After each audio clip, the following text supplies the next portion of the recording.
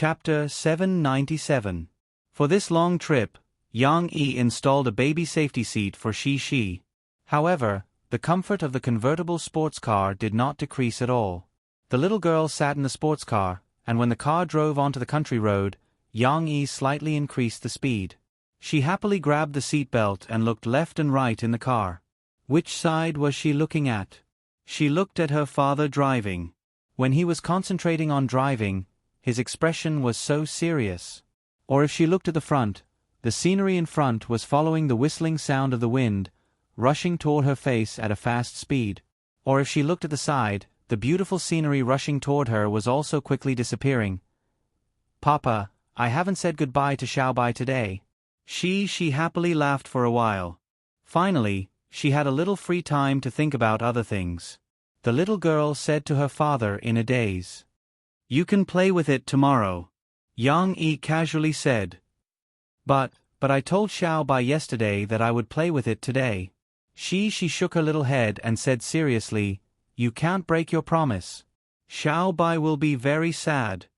Yang Yi turned his head and looked at Shi's watery eyes. They were very clean and very pure. He smiled and said, "Okay, Papa will borrow a little bit of your time in the morning, and then we'll go home. In the afternoon, you can play with Xiaobai. This way, you can keep your promise, right?"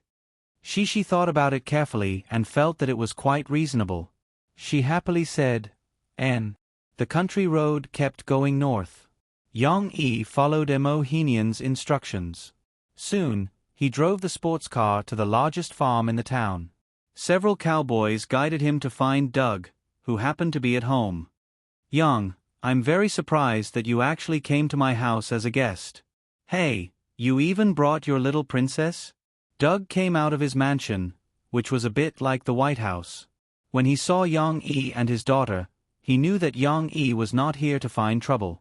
He immediately became enthusiastic again. "Doug, I'm here to return this car to you." Yang Yi smiled and said, "Return it to me? Why? You won it. We cowboys always admit defeat. Moreover, I'm not someone who can't bear to part with a car," Doug said with some surprise. As he spoke, he proudly pinched the brim of his cowboy hat. She was also a little surprised. She looked at her father with a puzzled expression. "Why did Dad return the car? Isn't this our car? Such a beautiful car." The little girl couldn't help but tug at her father's hand. She stared at him, as if begging him to take back this strange thought. Yang Yi stubbornly said, "I respect the spirit of cowboys, but I also have my own principles, and that is not to gamble. Gambling is not good. Not only does it cause people to lose a lot of money, it also affects relationships and hurts the feelings of many friends and family members." Why were the Chinese so troublesome? Doug was confused and could not help but say, "But I don't care about this sports car." In the beginning, gambling and fooling around is also a source of evil. It's just like when Adam and Eve ate the apple. Yang Yi said seriously, "It will stimulate the greed in our hearts. In the end, the gambling will only get bigger and bigger until one day, it will be too late for regrets. So we have to stop this greedy thought from the beginning." Shi's eyes were wide open as she listened to her father's explanation. While she was subtly influenced by him, her admiration for her father's noble soul grew. "But why did you still take the keys yesterday?"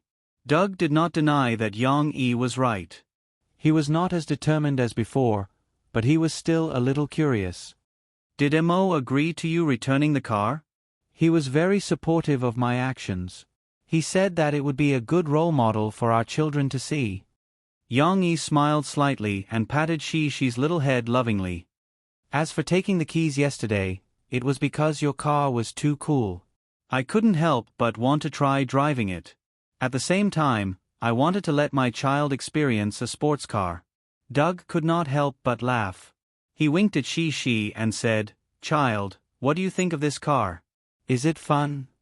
Under her father's encouraging gaze, she mustered up the courage to answer this unfamiliar grandfather, "Sir, I think your car is very beautiful." In the end, the confused Doug could not persuade Yang Yi and took the car back. However, after this incident, he liked Yang Yi even more. He personally promised that he would provide more help to Yang Yi's father-in-law's farm. Yang Yi held Shi's hand as they walked out of Doug's farm.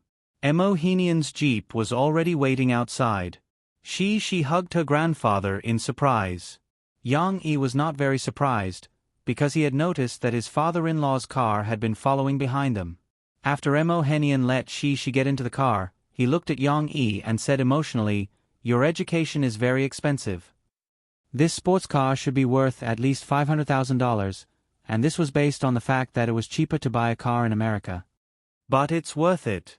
Yang Yi smiled. "Where are we going next?" "Let's go to the supermarket in town. I want to buy a bicycle for Shi. Yang Yi said, "She has reached the age of learning how to ride a bicycle." The world of children was very simple. She did not show any reluctance or regret when the sports car was returned. On the contrary, when she knew that her father was going to buy a bicycle for her, she was very happy. After buying the bicycle and returning home, Shi, who had not been willing to take off her beautiful red helmet, elbow pads, knee pads, and other equipment, rushed into the house dressed like a rider. She shouted excitedly, "Mom! Mom! Grandma! Come and see my bicycle. Papa bought a bicycle for me." "A bicycle?" Murphy was curious and followed her out. Murphy saw Yang Yi carry a small children's bicycle from the jeep. It had a red metal body and 2 high grips. It looked very interesting. However, although it was a children's bicycle, the rear wheel did not have 2 auxiliary small wheels. Like an ordinary bicycle, it was dangerous to fall. Murphy, Zhou Mengyu, and even Tong Tong watched. At noon, Shi rode her red bicycle shakily. Of course, Yang Yi helped her to hold the back seat to keep her balance. "Slow down. Don't fall." Zhou Mengyu watched Shi pedaling with all her strength. She was worried that her granddaughter would fall, so she anxiously commanded from the side. "What do you mean slow down? It's easier to fall if you slow down." Mo Henian corrected her. "You have to ride fast to keep your balance." Shi rode the bicycle shakily. She twisted and turned. In fact, she was very nervous. Her little face was tense. She did not pay attention to what her grandmother and grandfather were saying. She only cared about calling out to her father behind her. "Papa, don't let go, okay? I'm scared." It was the first day of riding a bicycle. Yang Yi still wanted to protect Shi and let her feel the sense of balance when riding a bicycle. Therefore, he did not let go of her. Although Shi twisted and turned every once in a while and looked like she was about to fall, with her father behind her, she did not fall in the end. She was still able to stop and regain her balance. Shi rode the bicycle. Although it was dangerous, she enjoyed the feeling of riding a bicycle. Especially after riding for more than half an hour, she gradually found a sense of balance. "Ha ha, ha ha." The little girl's bell-like laughter echoed in the garden-like courtyard. At night, before going to bed, Shi did not mention the matter of buying clothes yesterday. She obediently listened to her father tell her a story and was ready to go to bed. However, Yang Yi still had something to say to her. "Shi, Papa wants to ask you. Today, you sat in a sports car, rode a bicycle, and played with Xiao Bai in the afternoon. Which do you think is the most interesting? And the most fun?" She blinked her eyes. After thinking for a while, she said awkwardly, "Papa, I think it's all very fun. I like to ride a bicycle, but I also like to play with Xiao Bai. How about Papa drive you in a sports car?" Yang Yi asked with a smile. "That's also very fun. But Papa, we have already returned the sports car to Grandpa Doug." She said in confusion. "Yes, you think that riding a bicycle, driving a sports car, and playing with Xiao Bai are all equally interesting, right?" Yang Yi said with a smile. She nodded her little head. She felt that it was difficult to tell which was more fun. Shi, do you know? In our lives, there are actually a lot of temptations. Just like a sports car, just like a lot of expensive and beautiful clothes. Yang Yi sat up, looked into Shi's eyes and said. Shi looked at her father in confusion. She did not know what her father was talking about. Will you refuse to play with Xiao Bai because you like to sit in a sports car that doesn't belong to us? Yang Yi asked. Shishi shook her head and said seriously, No, that sports car is Grandpa Doug's, but Xiao Bai is mine. I like Xiao Bai. Then, will you like those expensive clothes and bags that Papa can't afford, just like the bag that Grandma bought you yesterday? Because you like them, you won't wear the clothes that Papa bought for you before, which are not so expensive. Yang Yi asked. This is the same principle. No. She shook her head first. Then, it took her a while to figure out the connection between the two. Then, she whispered to her father, I also like the clothes that Papa bought for me. But Papa, the clothes that Grandma bought for me, we don't want to return them to Grandma, okay? The little girl looked at her father with her watery eyes. She was afraid that her father would return her clothes and bags like the sports car. Grandma said that she bought them for me. Yang Yi smiled and said, Of course not. Papa allows you to keep those clothes. Papa also thinks that you look beautiful in them. She breathed a sigh of relief and smiled happily. Yang Yi said slowly, Papa just wants you to understand that the expensive clothes and bags that Grandma bought for you are like that sports car. They are full of novelty and can make you feel satisfied. The ordinary clothes and bags that Papa bought for you are like Xiao Bai. They are very comfortable and beautiful, but more importantly, they are reliable.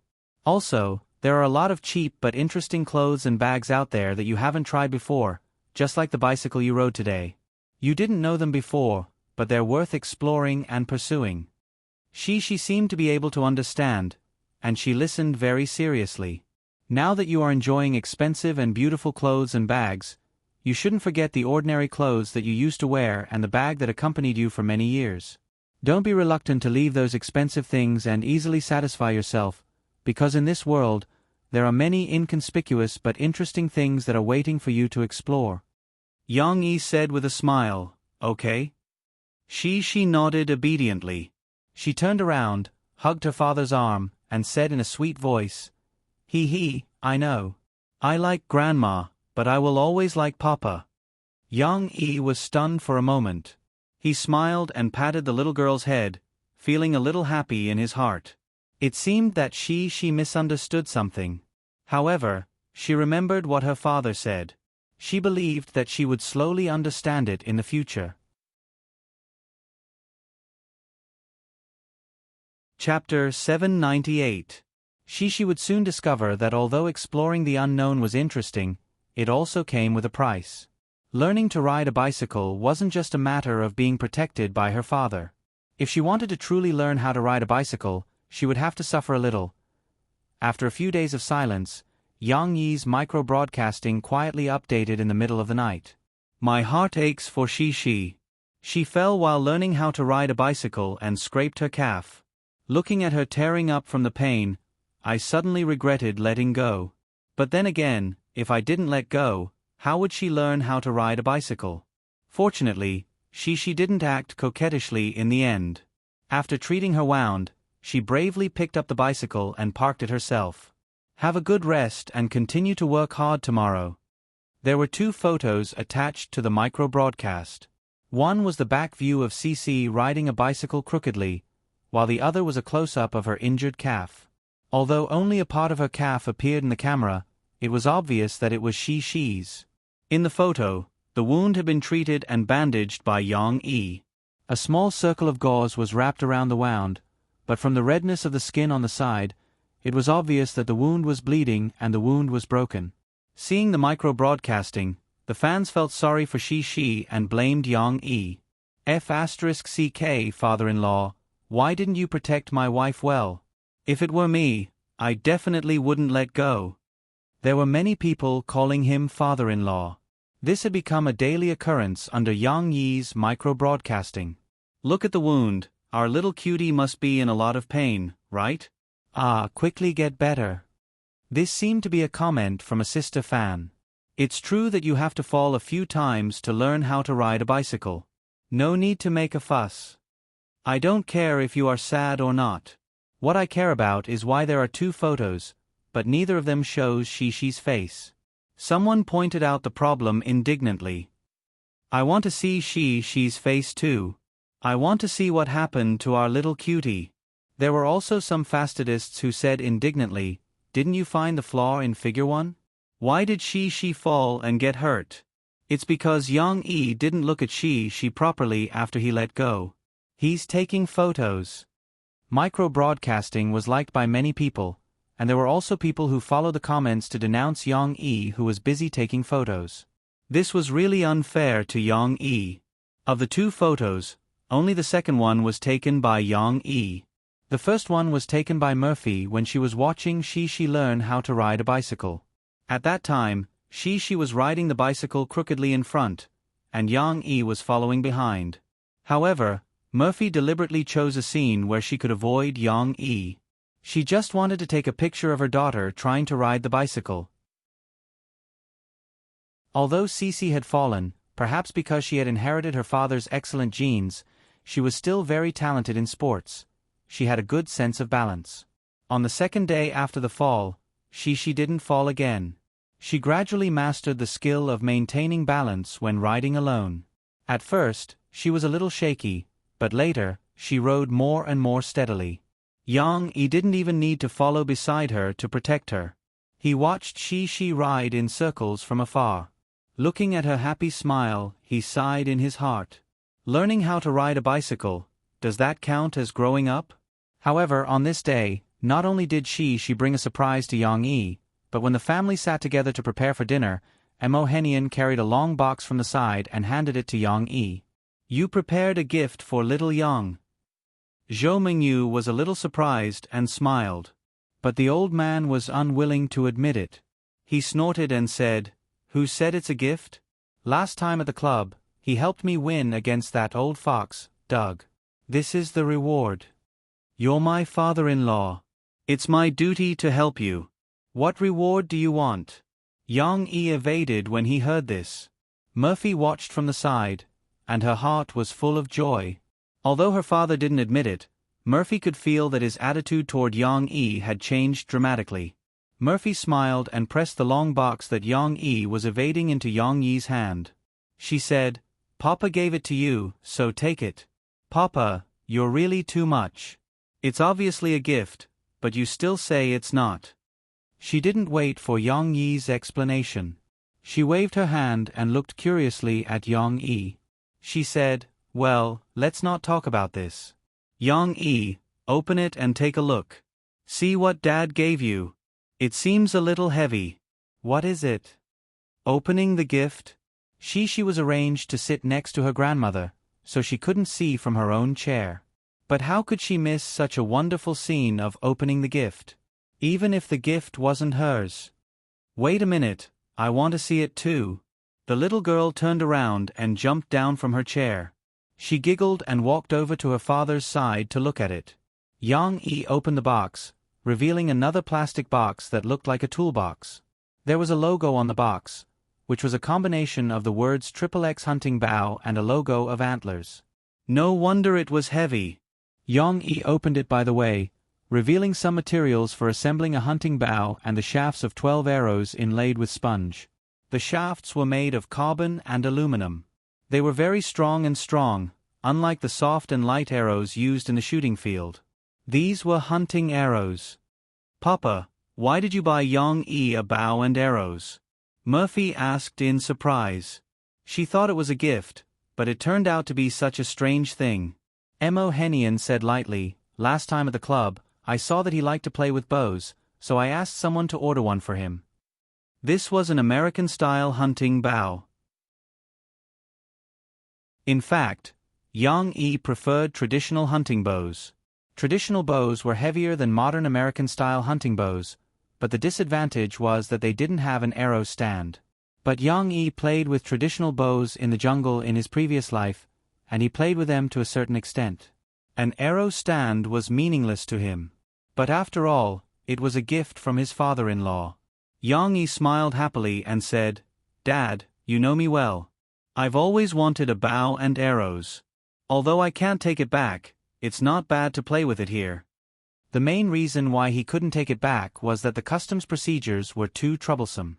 Moreover, even if he took it back, he wouldn't have a chance to use it. She looked at it for a while and found that it was something she was not interested in, so she turned back disappointedly. Murphy saw that Yang Yi liked it, so she didn't say anything. It's not a problem to buy you a bow and arrows. Originally, I wanted to buy you a hunting gun, but you can't get a gun license. When you go hunting, you can use my gun. Mo Henian said to Yang Yi gently. Yang Yi said confidently, in the forest, guns and bows mean the same to me. Dad, just watch. When the time comes, I'll use the bow and arrows to shoot a few coyotes for you to see. The hunting activity soon began. Yang Yi only spent a day familiarizing himself with the new bow and arrows. Beria called Mo Henian and asked him to prepare for the gathering. Chapter 799. Papa, I want to go too. Can I? Papa, take me to play with you, okay? When Yang Yi was arranging the equipment in the bedroom, Shishi pouted and came in from the door. Shishi didn't understand the meaning of hunting and didn't know what her father was going to do. She just wanted to go with her father. Not today. Dad and Grandpa are going to a dangerous place. It's not convenient to take you. You see, Mom and Brother didn't go. Yang Yi smiled and pointed to Murphy next to him. Murphy's eyes were a little red. Although she knew that Yang Yi was unlikely to be in danger this time, hunting was a risky sport after all, so she couldn't help but worry. I told you not to go, but you still want to go. Isn't it better to leave this kind of thing to those experienced cowboys? Murphy couldn't help complaining. Although she was complaining, Murphy's deep concern for him was expressed through these few words. Yang Yi turned around and hugged Mo Fei. Even little Wan Wan was held in his arms. He kissed Mo Fei's forehead and said with a smile, "Don't worry, it's not like you don't know my skills, and with me here, I can also take care of our dad." Murphy knew that she couldn't persuade Yang Yi, and she could also feel Yang Yi's inner desire. Maybe this was a man? She had to say, "Anyway, you have to pay attention to your safety. Don't try to be brave, okay?" "Well, I promise you." Yang Yi nodded with a smile. When he came back and packed the backpack, Shishi was still looking at her father. "I really can't go today. Stay at home with Mom." Yang Yi rubbed the little girl's head. Cece hugged her father's big hand and pouted her little mouth. However, in the end, she still nodded unhappily and said reluctantly, Then Papa, you have to pay attention to your safety." "Well, thank you, Shishi. Dad will pay attention to his safety." The Mo family's farm sent out 3 people. The experienced old Ford brought Mo Henian and Yang Yi to gather at Beria's farm. Here, Yang Yi was surprised to see Doug and his 2 farm cowboys, as well as Stuart and his 2 sons, who were better at shooting. "Why is Doug here?" Yang Yi asked Mo Henian in surprise. How could he not come for such an interesting event? Mo Henian chuckled. Seeing that Yang Yi was carrying a bow and a quiver of arrows, Doug curiously came over and asked, "Yang, where's your gun?" "This is it." Yang Yi patted the assembled hunting bow on his back and smiled. "Hunting with a bow?" Doug was surprised as he continued, "Although I've seen some young people hunting with bows and arrows, isn't it a waste for you to use a bow and arrow? How can a sharpshooter like you not have a hunting rifle? Mo, are you being too stingy?" "Doug, what did you say?" Mo Henian glared at him. Doug ignored Mo Henian and turned around to ask his cowboy to bring over his gun pouch. He took out a rifle and an optical scope from it and handed them to Yang Yi. "Try this one. It's my favorite, the R-18 rifle. It's very useful for hunting wolves from a long distance. If you like it, I'll get someone to handle the paperwork and give it to you." Yang Yi had heard of the R-18 rifle before. It was a famous standard caliber hunting rifle in the world. It was a bolt-action single-shot rifle with good accuracy. After installing an optical scope, it could even achieve mid-range sniping. The one in Doug's hand was indeed his favorite. The body of the gun was very clean and shiny, as if it was coated with a layer of gloss. However, it wasn't very attractive to Yang Yi. Yang Yi smiled and rejected Doug's good intentions.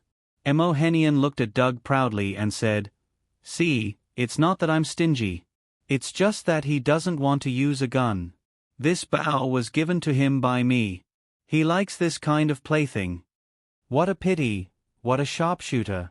Doug could only ask his men to put away the R-18 as he shook his head regretfully. Actually, Yang Yi had brought a gun with him. Mo Henian gave him a pistol, and Yang Yi kept it in the holster behind his back. With his jacket covering it, it couldn't be seen. However, Yang Yi felt that he basically didn't need a pistol. Beria walked in with a few people and gathered everyone for a short meeting. Yang Yi also understood not long ago why Uncle Beria was leading the team. It turned out that his family was a famous hunter family in big grassland town. They were best at hunting prey. Beria took out a printed map of the forest and gestured. These few days, Isaac has already gone to investigate. The recent distribution of the wolves in our forest should be this area and this area. We have a lot of people. Now, let's divide the work. I'll lead a team. Mo and your men, Doug and the rest will follow me. We'll set off from this road and approach the wolves here. Isaac and Sebastian will lead a team with Stuart and the children. We'll outflank them from this road and try to catch both groups of coyotes in one go. Otherwise, when winter comes, our cattle and sheep will suffer. No problem. Stuart nodded. The two young men behind him who looked like they were in their early 20s rubbed their hands together excitedly. Doug also smiled at Yang Yi and said, "It's my honor to be in the same team as you." Beria saw that they had no objections and clapped his hands. Okay. Everyone, check your equipment one last time. We'll set off in 10 minutes. The cowboys' movements were very nimble. After tidying up, everyone took their equipment and went outside the house to ride the horses they brought. Yang Yi also rode beside Mo Henian. Beria led their big team, and majestically killed their way into the primitive forest behind his farm. After all, it was a primitive forest. As they went deeper, the surrounding trees became taller and denser. The sunlight shone through the gaps between the thick leaves. Even though the mottled leaves formed a few light shadows, it only made the forest look brighter. It couldn't let people judge the current time. Yang Yi preferred this kind of hidden and cool feeling. In the forest, he seemed to feel that the pores on his body were breathing comfortably, as if he belonged here. Beria was very experienced. He didn't need a compass at all. Looking at the very familiar trees in the forest, he didn't need a map and could point out a path for horses to travel on. These paths were almost all created by the hunters after cutting down some bushes and obstacles. However, on such a complicated forest path, Yang Yi and the others couldn't rush their horses. They could only slowly walk forward, just a little faster than ordinary people walking. Perhaps because their team had been talking and laughing all the time, their movements were relatively loud. They didn't see any large or medium-sized animals along the way. However, on the trees, they would occasionally encounter a group of small birds jumping happily on the trees. It was very interesting to see them fly up and down. According to Beria's explanation, those were black-crowned tits, which were also allowed to hunt. However, these palm-sized birds really couldn't attract the attention of these ambitious hunters. After walking for a long time in the mountains, Beria called out to everyone and lowered his voice. "Soon, we will reach the area where the coyotes are active. Don't make any noise to scare them." The cowboys who were talking and laughing just now were all serious at this moment. Doug, like the others, took down a shotgun and held it in his hand. Yang Yi didn't move. His ears were sharper than anyone else's and he could hear that there was no strange movement nearby. Finally, they arrived at the place.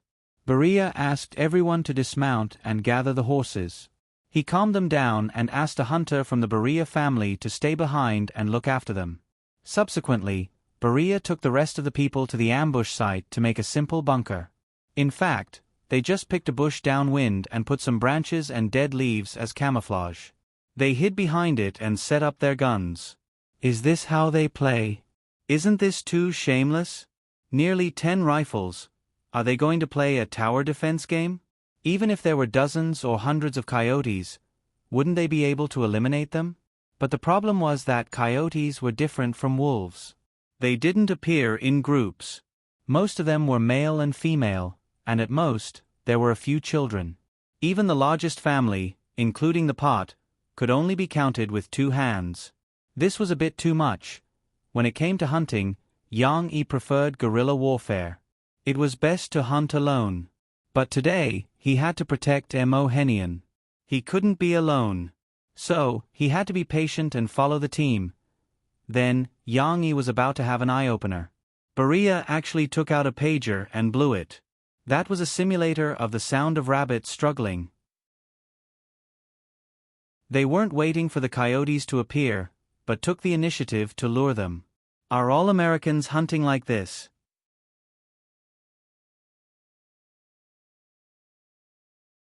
Chapter 800. The power of the pager was a bit beyond Yang Yi's imagination. After Baria blew for 5 or 6 minutes, he heard some rustling sounds coming from the depths of the forest. Yang Yi turned his head and looked. A coyote with grayish-black fur and a body similar to a husky appeared in his field of vision. Obviously, it was not a husky. Its tail was fluffy and much thicker. Its mouth was sharp and looked somewhat similar to a fox's. These details also benefited from Yang Yi's extraordinary eyesight. And he actually discovered it earlier than Baria. Baria was slightly slower to see the appearance of the coyote. Baria quietly continued to blow the pager, raised his hand to call everyone, and pointed in the direction of the coyote. Sure enough, the coyote did not act alone. There was more than one coyote. Behind its tail, a little further away, there was another coyote. Its erect ears exposed its position in the bushes. Everyone held their breaths with rapt attention, not making the slightest sound. Although the downwind and the distance advantage could make Yang Yi's scent not easy to be discovered by the coyotes, if they opened their mouths to speak, these dog-like coyotes with extremely developed hearing would definitely detect them. These guys were very cunning. If they found something wrong, they would usually run away. Baria patted Doug and pointed to the first coyote for him. According to the previous agreement, Baria's sign language meant that Doug and his men would deal with the first coyote, and Baria would help them cover the field and finish the shot. Then, Baria patted Mo Henian and pointed to the one further away. Mo Henian, Doug, and the others nodded. They raised the guns in their hands and aimed at the 2 coyotes. Old Ford also picked up a rifle. How could Yang Yi fall behind? He squatted and took the hunting bow from his back. There was also an arrow in his hand that had been pulled out at some point. He gently put it on the bowstring, but he did not pull the bow yet. He was waiting for Baria's signal. They had to shoot at the same time to prevent the other one from escaping. However, at this time, Mo Henian, who had already taken aim, turned his head, glanced at Yang Yi, and pointed to the front. The meaning of the old man was obvious. He wanted Yang Yi to deal with the coyote, and he would not shoot first. Mo Henian still cared for his son-in-law quite a lot. Although he still scolded when he should, he was always thinking of Yang Yi. Yang Yi felt warm in his heart and nodded at him. Baya extended 3 fingers and began to count down. 3, 2, 1. It was a silent language. Yang Yi stood up abruptly as if an order had been given. The bowstring of his hunting bow was pulled back to its fullest in an instant. The bow was bent like a half-moon, and the bowstring was pulled taut. From the moment he released the bowstring, it took less than half a second. Clang! The sound of the arrow was covered by the gunshots of the cowboys, but the cold arrow quietly cut through the warm air. It crossed a long distance in one step and sank into the body of the target coyote. Baya held the gun and pressed his cheek against the body of the gun. He raised his eyelids and looked at the 2 coyotes. He did not know if the 2 teams of Doug and Mo Henian could hit the target with so many shots. He needed to judge. If the coyote was not dead and wanted to escape, he would quickly finish it off. However, the speed of the coyotes was not slow, especially when they went into the bushes and used the cover of the bushes to escape. Even an experienced hunter like Baya could not guarantee that he could hit them. If that happened, they would really escape. Baya watched closely, especially the coyote that Mo Henian was in charge of. He knew that Mo Henian wanted his son-in-law to try his hand, but to use a bow? Baya felt that the possibility of Yang Yi failing was higher. But what surprised Baya was that he saw the two coyotes react quickly when they heard the sound. However, it was too late. They suddenly jumped up and twitched as if they were hit by something. They could still struggle and run for 2 steps, but in the end, they could not support themselves and finally fell to the ground. They were hit. Baya smiled. He put down the gun in his hand, pushed the safety bolt, and picked up the telescope hanging on his chest to check the condition of the 2 coyotes. The first coyote fell to the ground. Baya could not see the situation clearly, but the second coyote was interesting. There was an arrow in its body. Obviously, Emohenian's son-in-law had shot it. Beautiful shot, my friend. Baya turned around in surprise and said to Yang Yi. What? Doug came over and asked excitedly, Yang shot the coyote. Let's go take a look. Beria wasn't sure if Yang Yi's arrow was the key to killing the coyote because it was too far away and he couldn't see the wound on the coyote. He smiled easily and led everyone to the place where the 2 coyotes died. Of course, they could not take it lightly. Baya picked up a long branch on the road and sharpened it with a knife. He poked the 2 coyotes from a distance to ensure that they were dead. Only then did he ask everyone to come closer to check. The first thing they saw was the coyote that Doug had killed. The coyote had a fatal wound on its body. Obviously, one of the 3 of them had shot it. Barnes shot it. Baya pulled open the coyote's blood-stained fur, looked at the bullet that was shot, and made a judgment. Woo-woo. Barnes was a cowboy on Doug's farm. When he heard that it was his credit, he whistled and proudly raised the shotgun in his hand. Then, Baya picked up the fat coyote and dragged it to another coyote. When everyone got closer, they found that the coyote that was shot only had 1 wound on its body. It was the place where the arrow had shot it. You shot very accurately. Baya turned his head in surprise and looked at Yang Yi. He pointed to the place where the arrow was inserted and said, This is its lung. You killed it in 1 shot. Doug took the lead and applauded Yang Yi. Yang Yi smiled calmly. However, he actually felt a little regretful in his heart. Yang Yi aimed at the coyote's head, and he also accurately judged its displacement distance. Yang Yi was also very skilled and bold. He wanted to play some tricks. After all, headshot was the most unreliable hunting method. The probability of hitting the body was higher, but high risk had high returns. This way, he could also kill it in 1 shot and preserve its hair more completely. Unfortunately, even though Yang Yi practiced for the whole day yesterday, he still could not use the foundation of his previous life. That arrow was a little off target. The long arrow went straight for the coyote's neck. Strangely, perhaps due to the effect of the gunshot, the coyote's movements were a little faster. In the end, the long arrow hit its lung. It was an accident and it was killed in 1 shot. But that was enough to amaze Doug and the others. Chinese soldiers are amazing. Doug praised. I finally understand why you don't want to use a gun. Chinese soldiers? Special forces? From the Marine Corps? Beria asked with interest. No, just an ordinary soldier. Yang Yi smiled. It's just that I used to hunt, so I like to shoot arrows. They did not pursue the matter.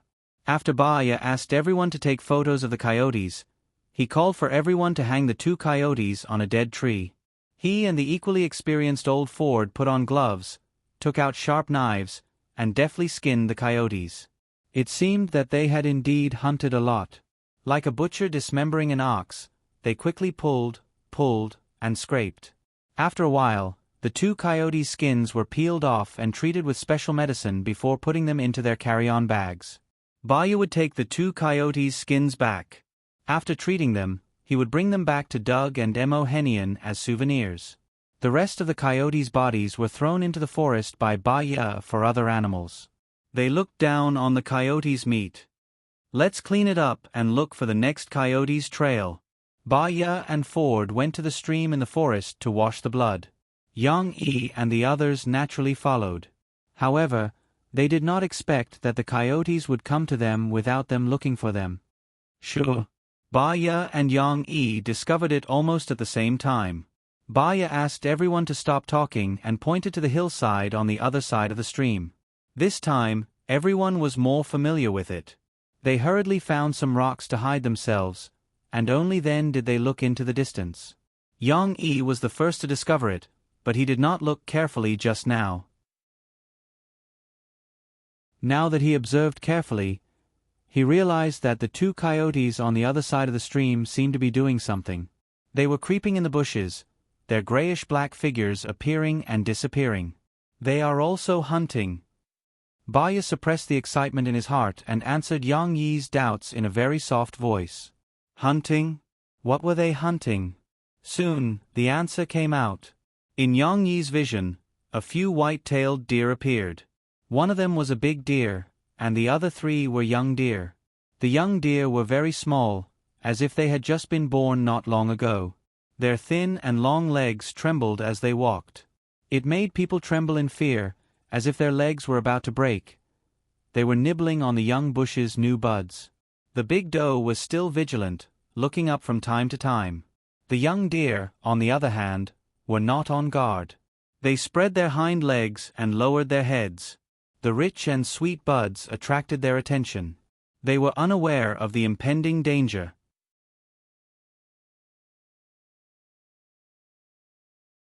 Chapter 801. In reality, the mantis stalks the cicada, unaware of the oriole behind? Yang Yi thought to himself. Then, the life and death of the cicada is now in the hands of the oriole. In America, there were actually quite a number of white-tailed deer. They were not considered rare animals or endangered animals. People hunted more deer than wolves. For someone like Yang Yi, who was well versed in the law of the jungle, he would not have any compassion for these cute deer. However, he was now a parent. Seeing a few deer in danger, Yang Yi could not help but think of Shi and Tong Tong. Let's save this doe. She gave birth to 3 deer in one litter.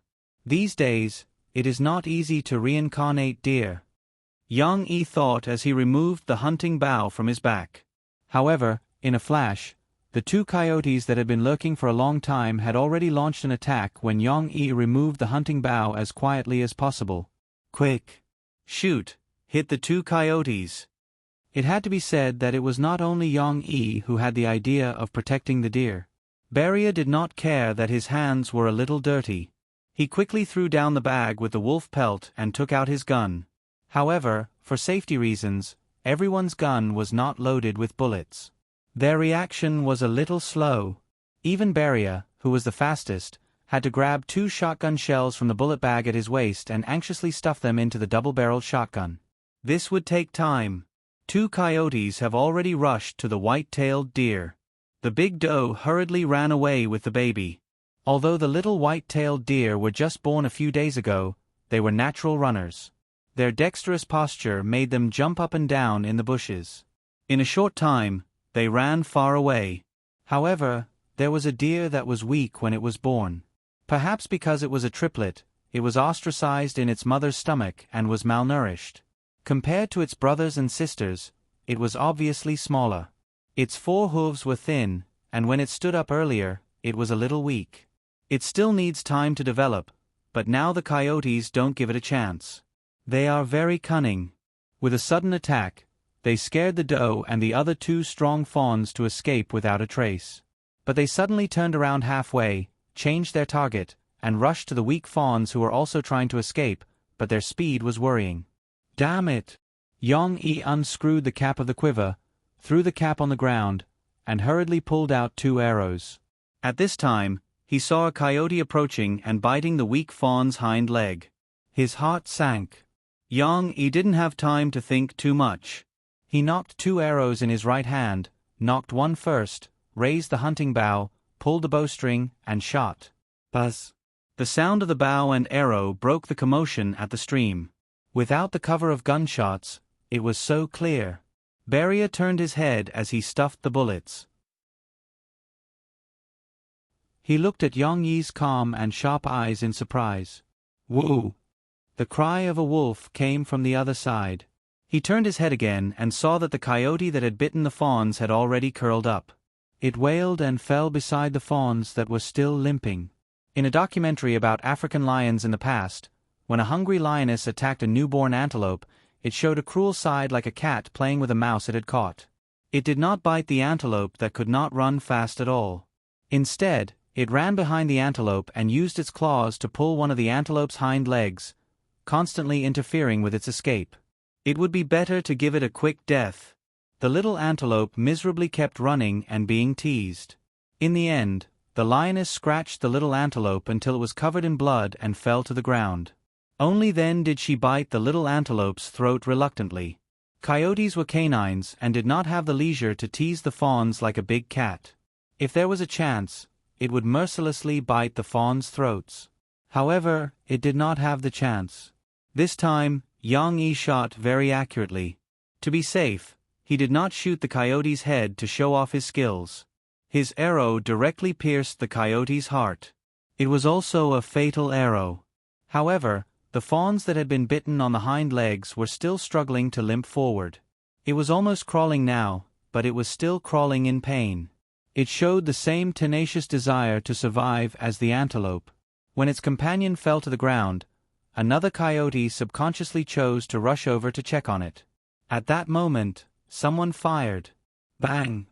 The loud gunshot completely tore apart the silent curtain of the battlefield. It was not Berea. Berea was still pulling the bolt. Doug was faster. He took out his pistol. The pistol did not need to be loaded, so it was much faster. The distance was a little far, and Doug was not a sharpshooter. He missed, but it was enough to scare the remaining coyote. The gunshot was terrifying. Under the shroud of danger, the remaining coyote chose to turn around and flee. Berea could already shoot, but at such a distance, his shotgun could not kill or hit anything. He could only look at the coyote regretfully and think, "It escaped. What a pity." However, he heard the sound of a bowstring again. Under Berea's gaze, the running coyote staggered and fell to the ground again. F***CK. Berea, an experienced hunter, was shocked. He turned to look at Yang Yi as if he was looking at a monster. He looked at Yang Yi, who had calmly put down his hunting bow. How did he hit such an irregular moving target? Bravo! Doug was used to Yang Yi's magical performance. He was not surprised at all. Instead, he was very proud of Yang Yi. He waved his fist and shouted excitedly, "When will Papa come back?" In the afternoon, She sat on the balcony on the second floor. She hugged the railing and sat on the edge.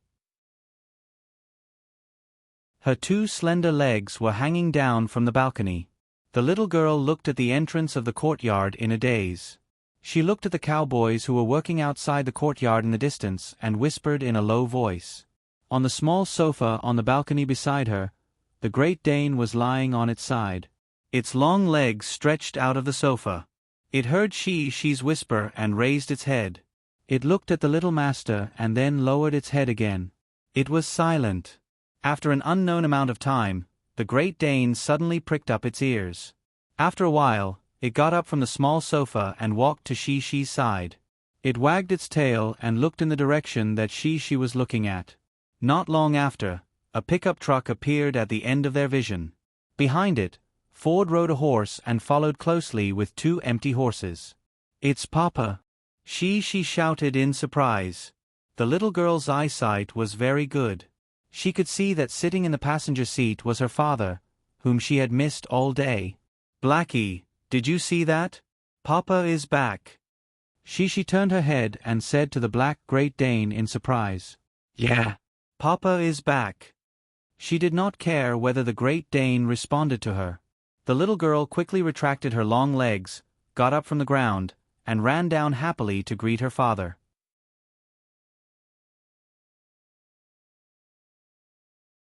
Chapter 802. Why are you back so early this time?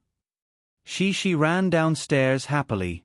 She saw her grandmother standing downstairs, talking to her grandfather and father.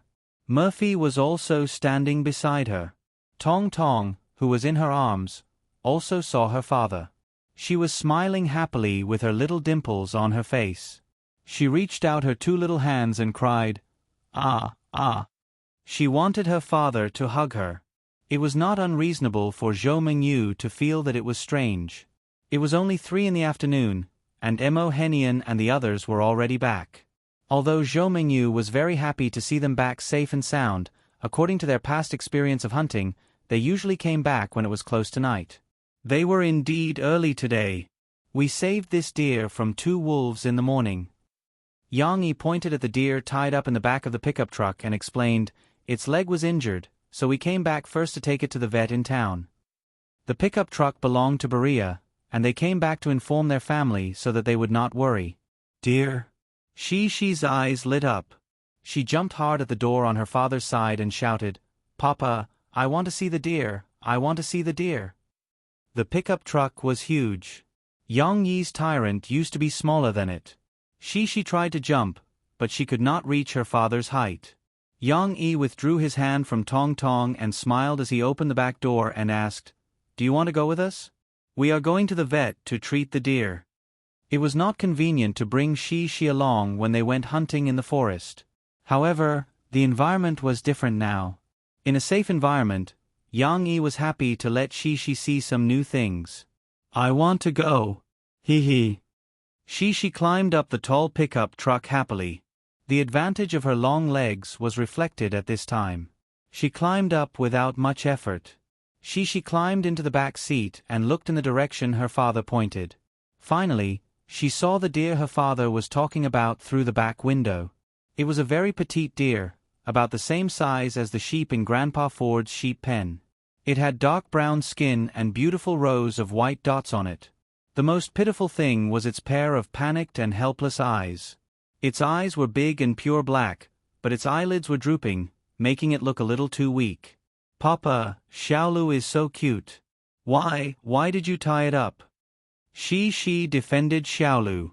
Because if we don't tie it up, it will jump out of the car, which is more dangerous. Yang Yi explained, its leg is injured. Look at its right hind leg. Dad and Grandpa are taking it to the vet for treatment. Hearing that, Cici turned to look at him again.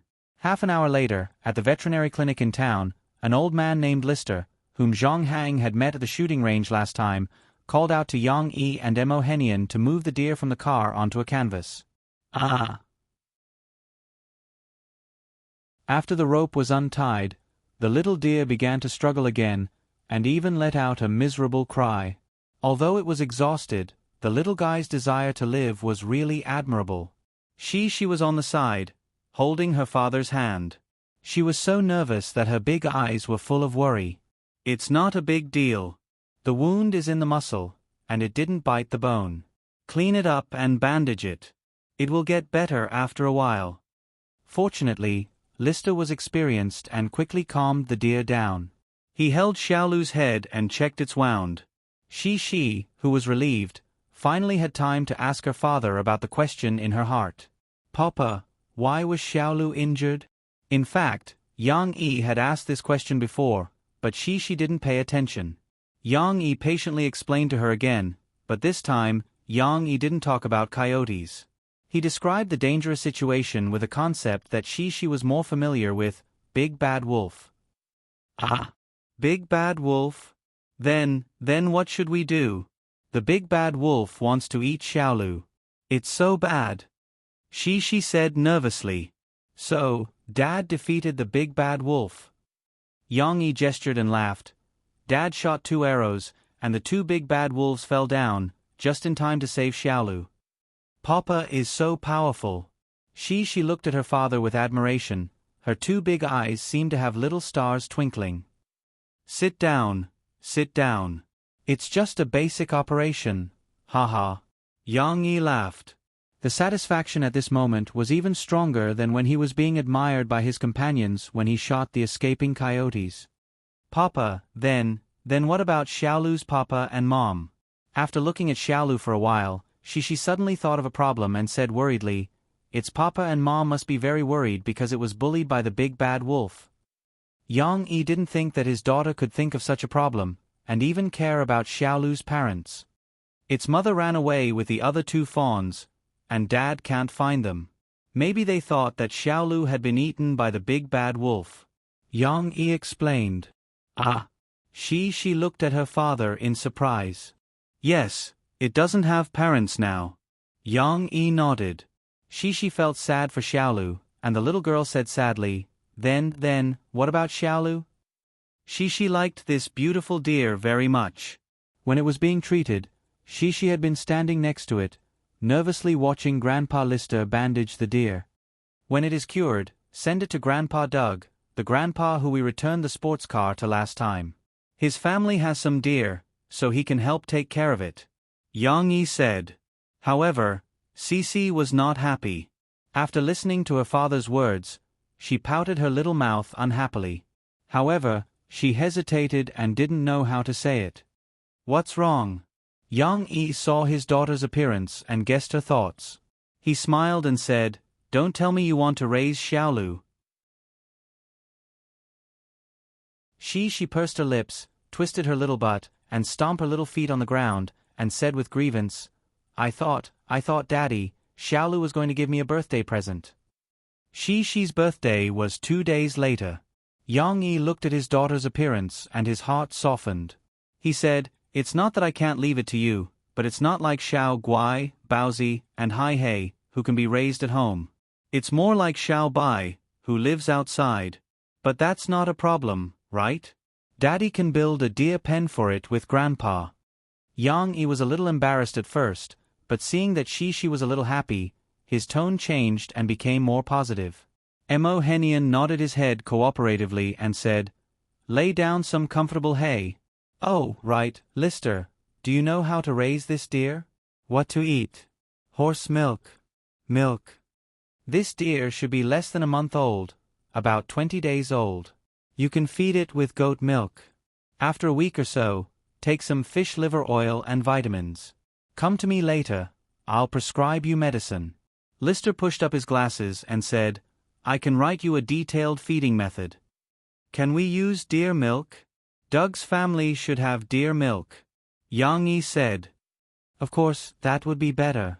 Deer milk has the antibodies it needs. Lister smiled and said, Don't worry, this deer is not small, but it's a little undernourished. As long as you take good care of it, it won't be difficult for it to survive. Did you hear that? We can feed the deer at home. Yang Yi turned around and smiled at Shi. Yay! She jumped up happily and high-fived her father. She even ran over and hugged Grandpa's neck. After Lister finished bandaging, she could finally have her first intimate contact with a deer under her father's protection. Be good, I'll protect you. The little girl squatted in front of the deer and reached out to pat its head. She said softly, I'll call you Hua Hua, okay? You're like a flower, so pretty. Perhaps the deer was a little tired, or perhaps it could feel the kindness of these people in front of it. It didn't struggle like it did at the beginning, but instead obediently licked Shi's palm. Looking at its little black nose, sharp little face, and pitiful big eyes, how could Shi not like it?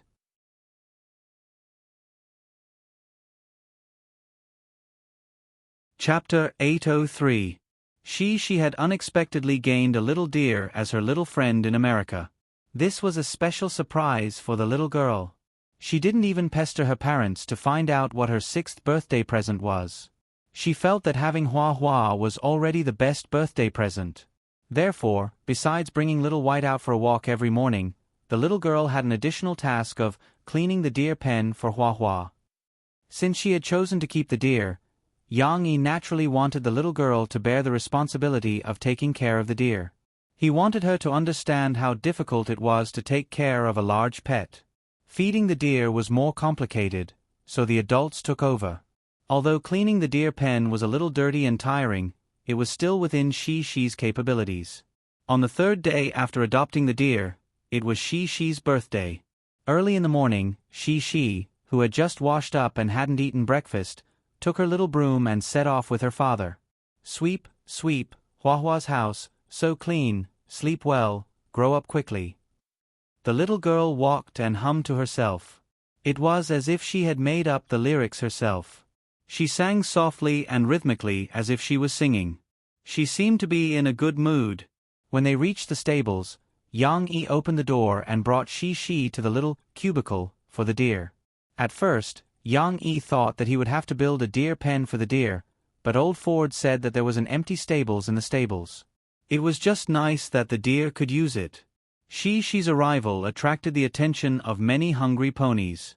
They snorted and came over. "Little White, I still have to clean up for Hua Hua. I'll play with you later." When Shi passed by Little White's pen, she purposely explained to Little White, as if Little White could understand. "You have to wait until you finish your breakfast before you come back to play with it," Yang Yi corrected her. She repeated her father's words to Little White. In the deer pen, Flowey was trembling as it curled up on a pile of grass in the corner. Some of the tall horses around it were intentionally or unintentionally looking at it. Although they were already familiar with Flowey's existence, it was not their horse after all, so they were still a little wary of Flowey. Yang Yi went in, picked up the rope around Flowey's neck, and pulled it out. Flowey was quite docile, except for the first day when it missed its mother badly and cried out for the whole night. For the past 2 days, it had been well behaved, obediently accepting its fate. Hua Hua. She stroked Hua Hua's head lovingly. Its fur had not hardened yet and was soft to the touch, as smooth as silk. Yang Yi smiled and said, "Go and clean up. Sweep all the dirty things together. It'll be easier to clean up later." Yesterday, Yang Yi had taught Shi how to clean the deer pen, so Shi was already familiar with it. It was just that the way she held the broom was still a little awkward. Shi was in the deer pen, waving the broom with all her might, sweeping up some dirt and grass. Looking at her holding her breath and exerting all her strength, her little face was red, and she was even a little cute. "Papa, look, Flowey is pooping here." She found a pile of black, small stones, and hurriedly pointed them out to her father. Yesterday, her father had already told her where these things came from. "Sweep them out too and clean them together," Yang Yi said. She, however, was a little troubled. She sighed and said, "Papa, isn't Flowey too disobedient?" "Why do you say that?" Yang Yi was still holding on to the deer and casually asked. "Flowey will poo in its own room, but Xiaobai won't." "Xiaobai won't. Xiaobai's room is very clean," she said. "That's because Xiaobai's room will be cleaned by others." Yang Yi didn't know whether to laugh or cry and said, "Moreover, when Xiaobai went out to play, it already pooped outside, so you can't see it here." She suddenly said on a whim, "Papa, can we put a pair of pants on Flowey? Like my brother, it can be wrapped in a diaper, so it won't poo in the room. It's very unhygienic." Yang Yi didn't know whether to laugh or cry.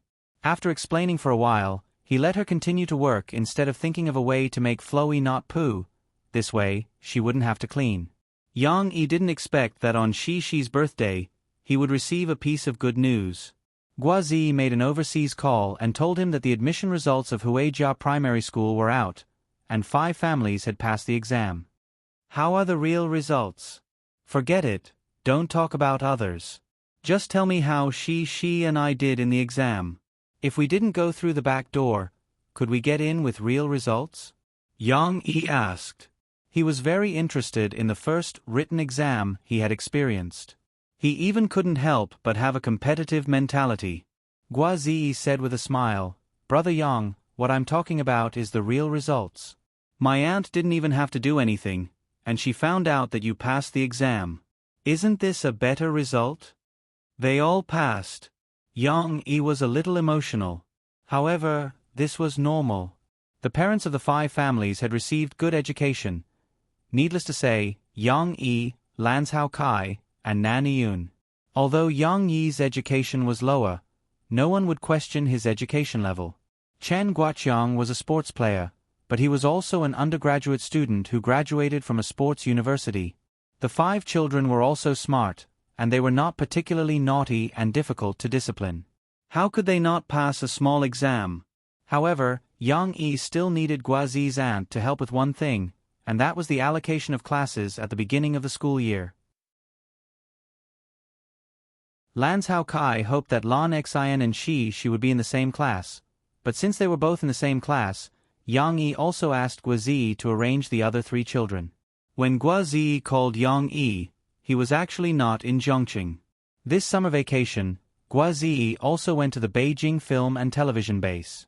Ding Xiang helped him accept a role. Gua Ziyi was to play the first male supporting role in a romance movie. It was worth mentioning that Gua Ziyi's summer vacation was originally planned. According to the original plan, Du Yuanlei was to film the TV series Yu Zue that Yang Yi authorized to her. Gua Ziyi had also been chosen for this drama. He was going to play the role of Mouse.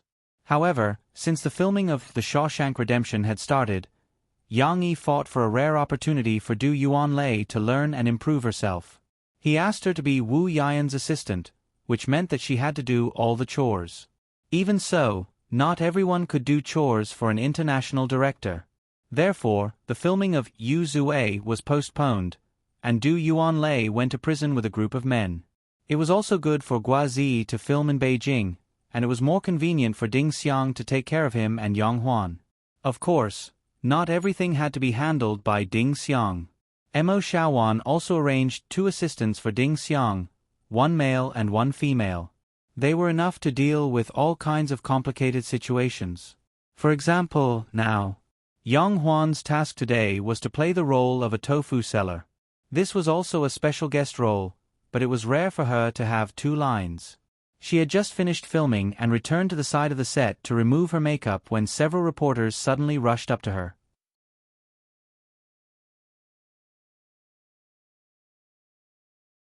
Chapter 804. Luckily, Yang Huan was still in the tent provided by the production team. She was chatting happily with Ding Xiang, who was helping her remove her makeup. All of a sudden, 3 reporters rushed in and began taking pictures of Yang Huan without distinguishing between right and wrong. The dazzling white light caught Yang Huan off guard. "What are you guys doing?" Ding Xiang was shocked. She stood in front of Yang Huan and blocked the camera.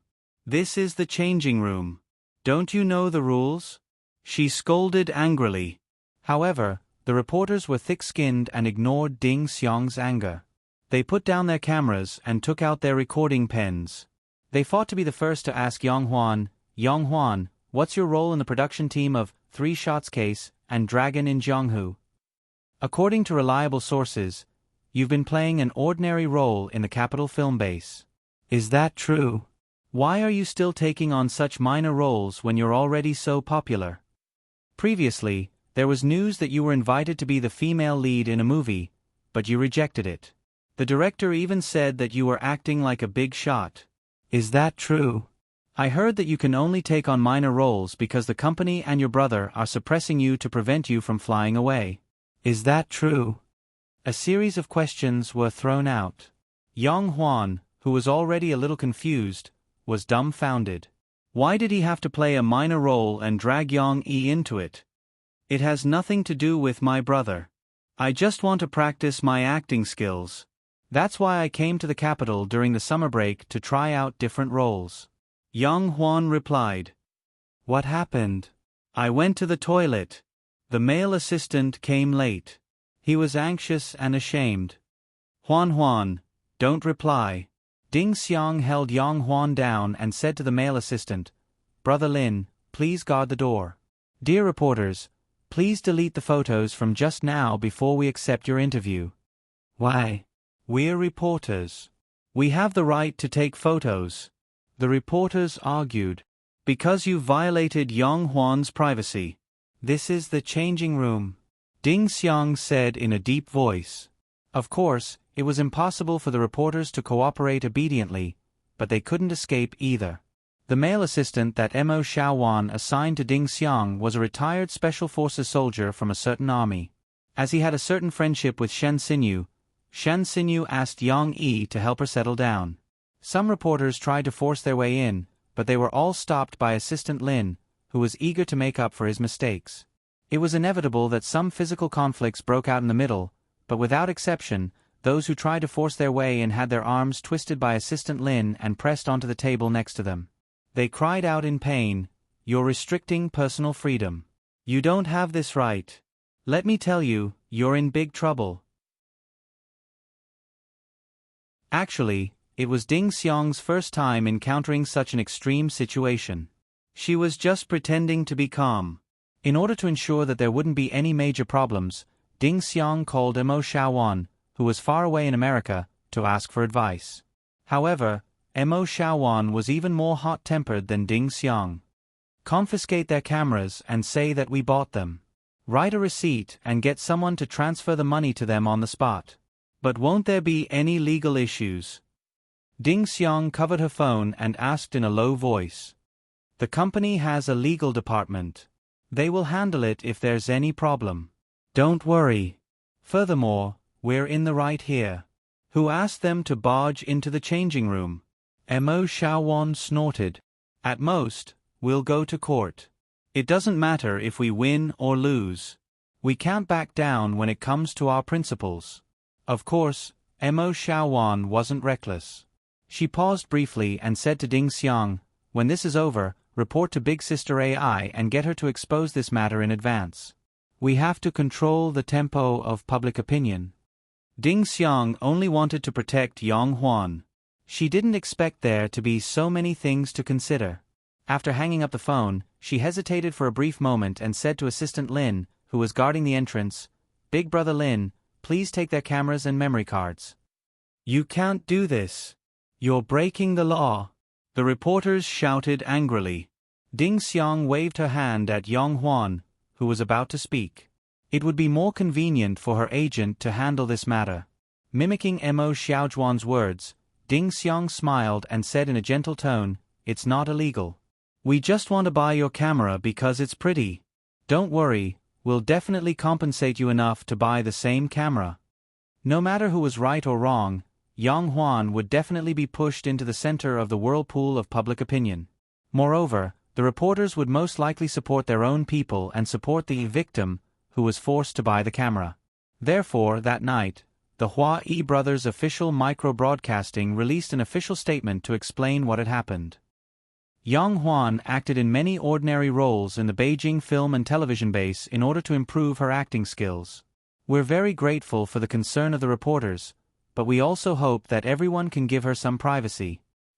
We're responsible for the compensation, but we won't allow any of our artists to be harmed.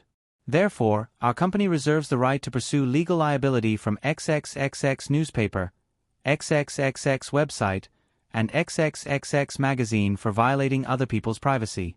We hope that in the future.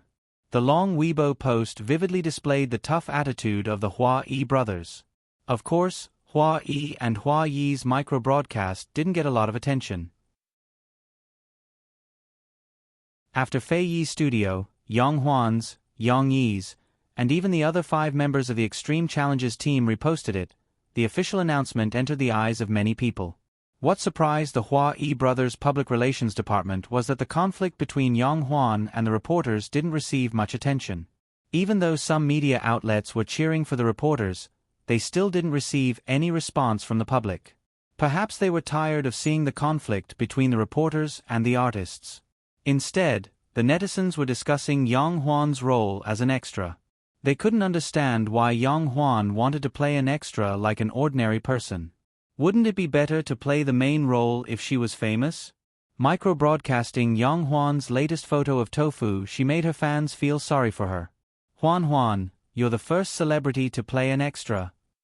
Which big director is shooting an action movie? Can you use our sister Huan? She's so good that she doesn't even need a stunt double." That's right. Sister Huan doesn't need any acting skills to shoot an action movie. She can just use her hands to fight. Huan, rumor has it that you're being oppressed by your brother.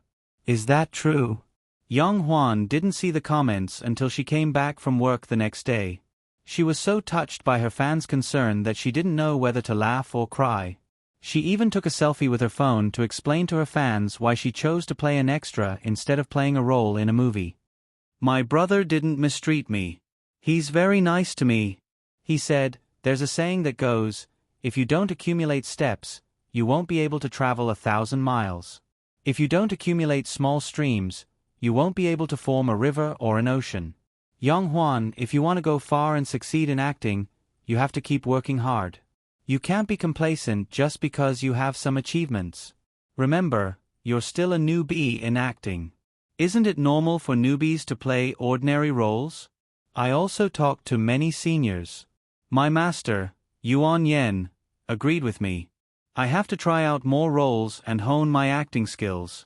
That way, I won't be criticized for my bad acting skills when I play important roles in the future. In the video, Young Hwan was still as carefree as usual. She said everything she wanted to say. However, her sincere attitude and optimistic spirit made her fans love her even more. The video also showed that Young Hwan was serious about her acting skills, which made her fans see her in a new light. Sister Hwan, you have a good attitude. You're not arrogant or rash. I like it. All the best, Hwan Hwan. I believe that you can become a real celebrity and a good actress. That's the right attitude.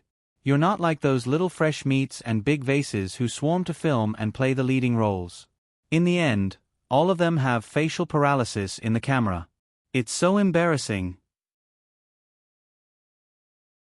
I don't think Young Hwan has a good attitude. She's very lucky to have Young E and so many senior actors to guide her along the way. Her master, Yuan Yen, is a big shot. He's an acting teacher in the Capital Film Academy. He's much better than the Media University of Rivertown. She has to work hard even when she's met someone who can help her. Young Hwan won't be arrogant just because she's a little famous. I'm now her fan. Because of this incident, Young Hwan unexpectedly gained a lot of true fans.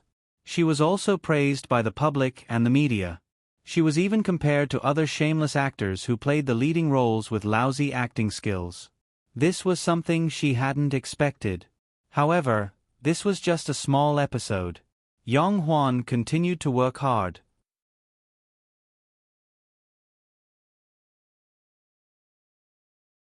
Chapter 805. Shi's 6th birthday was arranged by her grandparents. Young E didn't know that this birthday would be so lively. The cowboys on the farm and their friends were all called over. Everyone gathered outside to eat, sing, and dance to celebrate Shi's birthday. It had to be said that although these people looked a little rough, and their behavior maintained the rough and bold characteristics of the cowboys, in private, they were multi-talented and had their own unique skills. For example, Old Ford was a professional cowboy. His deep voice was able to sing the old songs of the 60s in the US, making people intoxicated even though they were not drunk. For example, Greg, a naughty and playful black guy, could perform an amazing street dance and win the applause of the audience. And Beria, although he was a hunter in the forest, he could also play the guitar and sing romantic Spanish songs. However, it was a little strange that Shi's birthday was just a small start, and then it became a carnival for everyone. Everyone drank beer and sang songs, and it was very lively. They didn't even notice that late at night, the protagonist had been brought home by her parents. After washing up, she was ready to go to bed.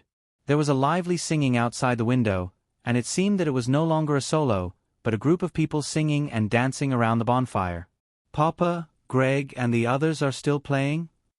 Shi, who was wearing a nightgown, leaned on the windowsill and looked outside. She said in surprise, "Don't they want to sleep?"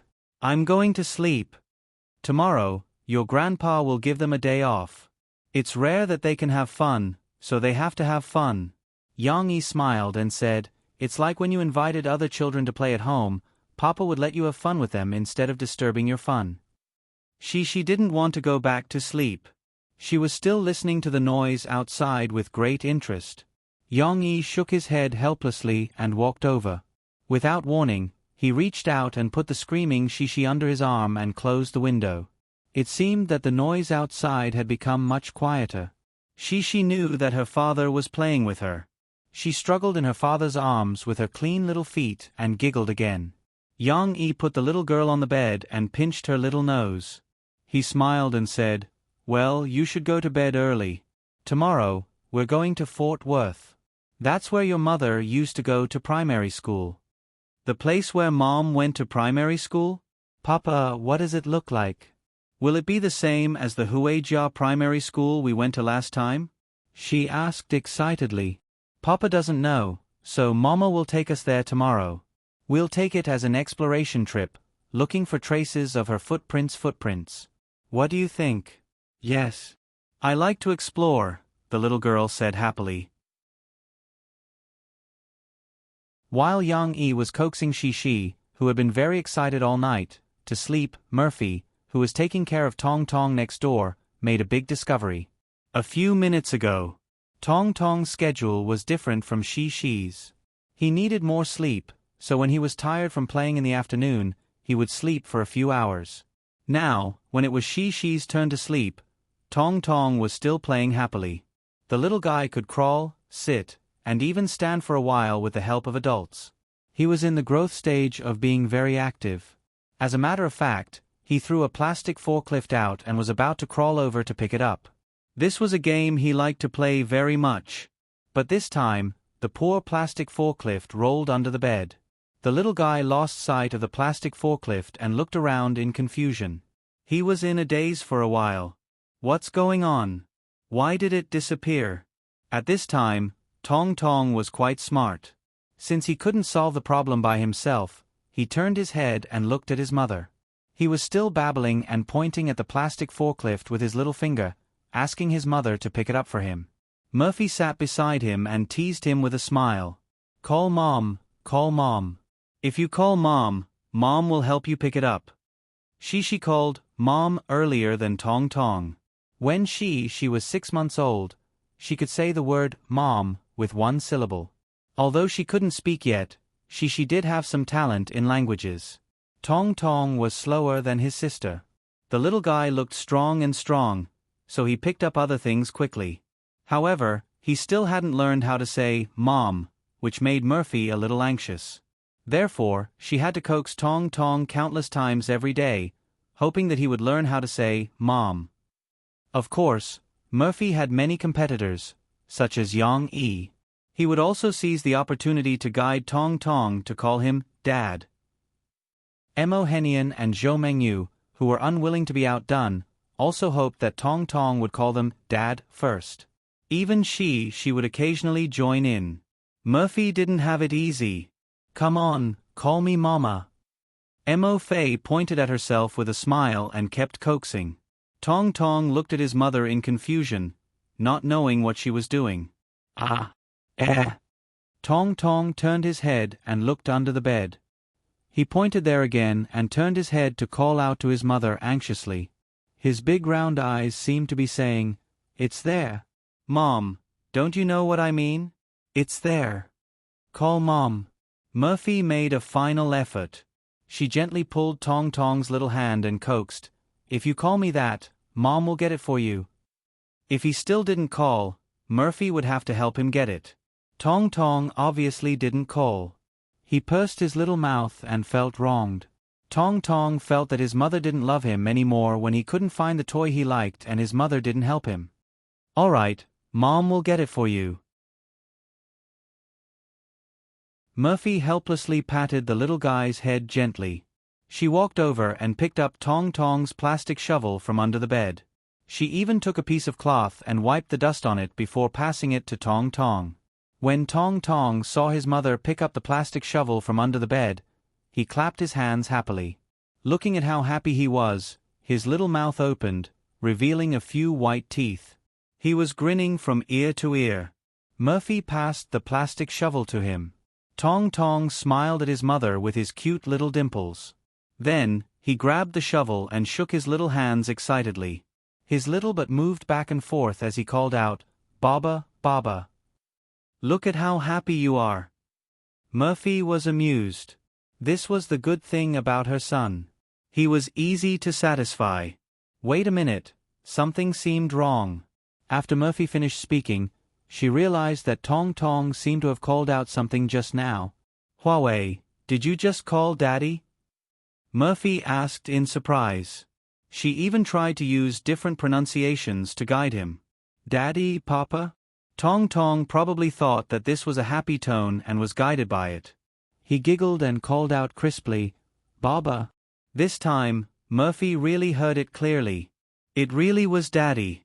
Although the pronunciation wasn't very accurate. But the little guy could call out Daddy. And it wasn't by accident. He could call it out very smoothly and could even repeat it.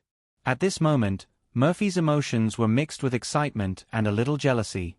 "Little brat, your mother clearly picked it up for you. Why didn't you call me mommy?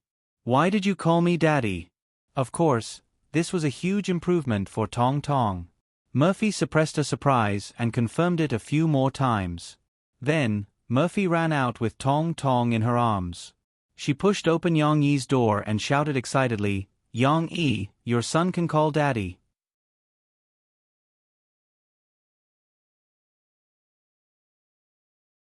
Chapter 806. Call me Grandpa. No, no, that's too difficult. Call me Grandpa. Come, Grandpa. In the morning of the second day, Mo Henian's voice rose and fell in the garden-style courtyard full of life. His originally rough voice was now so gentle that it caused goosebumps to rise all over one's body. It might be a little difficult to call him Grandpa. Let's try calling him Grandma. Zhou Mengyu was also grinning from ear to ear. She even used her awkward Mandarin to coax the mainland grandson in her arms. Little Momo didn't know what they were doing. He thought his grandfather and grandmother were playing with him. The little fellow was in a good mood early in the morning. He grinned and giggled non-stop. "Sigh, why didn't he call me that?" Zhou Mengyu said regretfully. "Forget it. I tried to coax him to call me Mom yesterday, but he still couldn't do it. Not to mention Grandma and Grandpa, those are too difficult." Mo Fei sat on the side and shook her head helplessly. "Little brother can say Baba." She had just finished washing up. She came over and said excitedly, "But it's not Baba, it's Papa." Baba. Tong Tong seemed to like this pronunciation. When he heard his sister call him that, his eyes lit up and he called out loudly, "Hee, don't call me Baba. I'm your sister." She saw her little brother looking at her and could not help but make a funny face at him. Yang Yi was the only one who did not come over to join in the fun. He was helping to organize the things they needed to bring for today's trip. Most of them were Tong Tong's daily necessities. However, Yang Yi did not need to join in the fun. He had played with Tong Tong for a long time with Murphy last night. Yang Yi was already satisfied to hear his son call him daddy. He did not need to go over to show off and attract hatred. It was obviously impossible for Mommy to learn more names in one day. After breakfast, Yang Yi drove his father-in-law's jeep, took Mo Fei and the children, and said goodbye to their grandparents, who were reluctant to leave, and set off for Fort Worth. Yang Yi can drive in the U.S.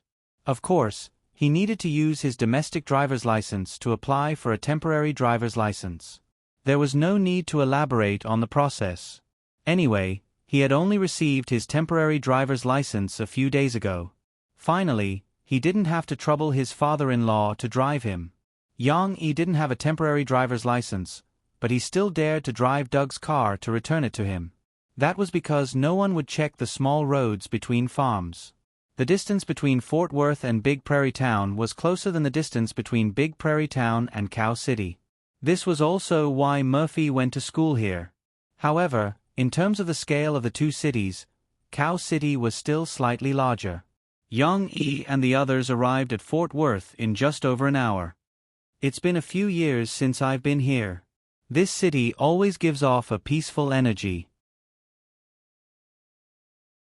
Murphy looked at the buildings outside the car window and said to Yang Yi emotionally, "After I gave birth to Shishi, I often brought Shishi here to relax and walk around the parks and shops here." "Mama, have I been here before?" Cece asked curiously as she listened from the side. "Yes, but you were still young then. You had to sit in the same pram as your brother when you went out. Maybe you don't remember." Murphy smiled and patted Shishi's head. Actually, Murphy's evaluation of this city was a little strange. Fort Worth could give her peace because she was more antisocial and preferred to be alone most of the time. This city was actually not peaceful. Instead, it represented the passionate cowboy culture. Yes, Fort Worth could represent the cowboy culture. A few centuries ago, it was the hub of cattle and sheep transportation in the United States. It was the beginning of the West, and even had a Hall of Fame for cowboys. However, Yang Yi did not want to understand the cowboy culture today. He wanted to be with Murphy and follow her footsteps as she grew up and explore the lonely time she had spent alone. Right. Do you still remember Steve Van's violin that I gave you? I bought it in a shop here. I'll take you to see it later. Mo Fei felt that she was a little too immersed in her memories. In fact, she should be in a very happy mood, so she became happy again and said with a smile, "Cece, by the way, there is a very delicious ice cream shop nearby. The ice cream is very finely ground, and there is a layer of peanuts sprinkled on top. Mom bought it for you before. Do you still remember?" Hearing her mother's words, she blinked her big eyes. She tilted her little head and tried hard to remember. The little girl's memory was very good, but she had to look past the delicious food that her father had made for her in the past few years to find the ice cream from almost 3 years ago. She was confused for a while, then her eyes suddenly lit up. "I remember, it's super delicious ice cream." Yang Yi smiled and said, "Okay then, let's go to your school today, then to the antique shop, and then to eat ice cream, okay?" "Okay." She answered crisply. She and her mother looked at each other and smiled. Their eyes curved like crescent moons. It was very beautiful. At the same time, on the street outside the cattle and sheep market in the south of Fort Worth, a huge truck was slowly coming to a stop. "Kaplan, there are no cameras here, right?" In the driver's seat, 2 men were carrying their backpacks and asking the driver. In the passenger seat, the cameraman was turning the small handheld camera to aim at them. The driver named Kaplan smiled and said, "Don't worry, absolutely not. I know the situation here best. Hey, Jermaine, good luck." That's right, these 2 were the relatives who had filmed the American reality show Undercover Tracking in California, Jermaine and Hill. They had not seen each other for half a month, and they had unknowingly escaped to Texas. "Thank you, Kaplan. Thank you so much for your help." Jermaine shook hands with Kaplan. "Say hi to Jeff for me." After Jermaine and Hill got out of the car, they pressed down the brim of their hats and walked quickly along the side of the road. After an unknown amount of time, Jermaine and Hill found a street park and sat down on a bench that they confirmed was not captured by the camera. Hill said, "Jermaine, do you think those people can find out that we came from Arizona?" "It's hard to say." Jermaine did not look relaxed. He sighed and said, "I didn't expect them to be able to find out my contact with my family through the postal system.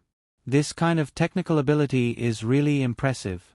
But the good news is that they haven't cracked our mailbox yet. Even if they did, they might not be able to decipher our messages from the secret code we wrote in the draft box. At least not in a short period of time. So, we withdrew the money in Arizona, then fled to Texas a few hours later, crossing Mexico in the process. I don't think they would have found out about our whereabouts. Otherwise, they would have caught up with our car. Trucks have GPS, Jermaine repeated. But we can't stop. I'm still a little worried." Jermaine's worry was reasonable. At that moment, in the arrest command center in California, the hunters, who were angry that Jermaine had tricked them again, were carefully looking for any clues that Jermaine might reveal. "Tony, I found something." An Asian female investigator called Tony, the supervisor. She pointed to the computer screen and said, "Look at these 3 videos. The first one was taken by the camera of the convenience store near the ATM. Look, Hill, who withdrew the money, passed by here at 5:13 p.m. The Asian female investigator clicked on the second video, pointed to the road sketch she had drawn on an empty piece of paper, and said, "This camera is on this side of the road. This truck drove by at 5:01 p.m. If it was driving normally, it should have passed by this camera very quickly, right?" Tony nodded. He reacted quickly. "I'm guessing that the third video is from this camera here?" "Yes. But I can't see the truck driving in this video. Let's fast forward a little more. It only passed by this camera at 5:26 p.m. The Asian female investigator laughed. "So, the question is, in these 25 minutes, on this road without any forks, what did the truck do? Do you have a picture of the driver's seat?" Tony asked. The Asian female investigator shook her head. "But I can get the license plate number from the video." "Do it. There must be something wrong with this truck," Tony said firmly. I want you to get the license plate number, check the driver's information, and compare him with the people Jermaine and Hill know to see if they have any relationship. Also, confirm where the truck drove to.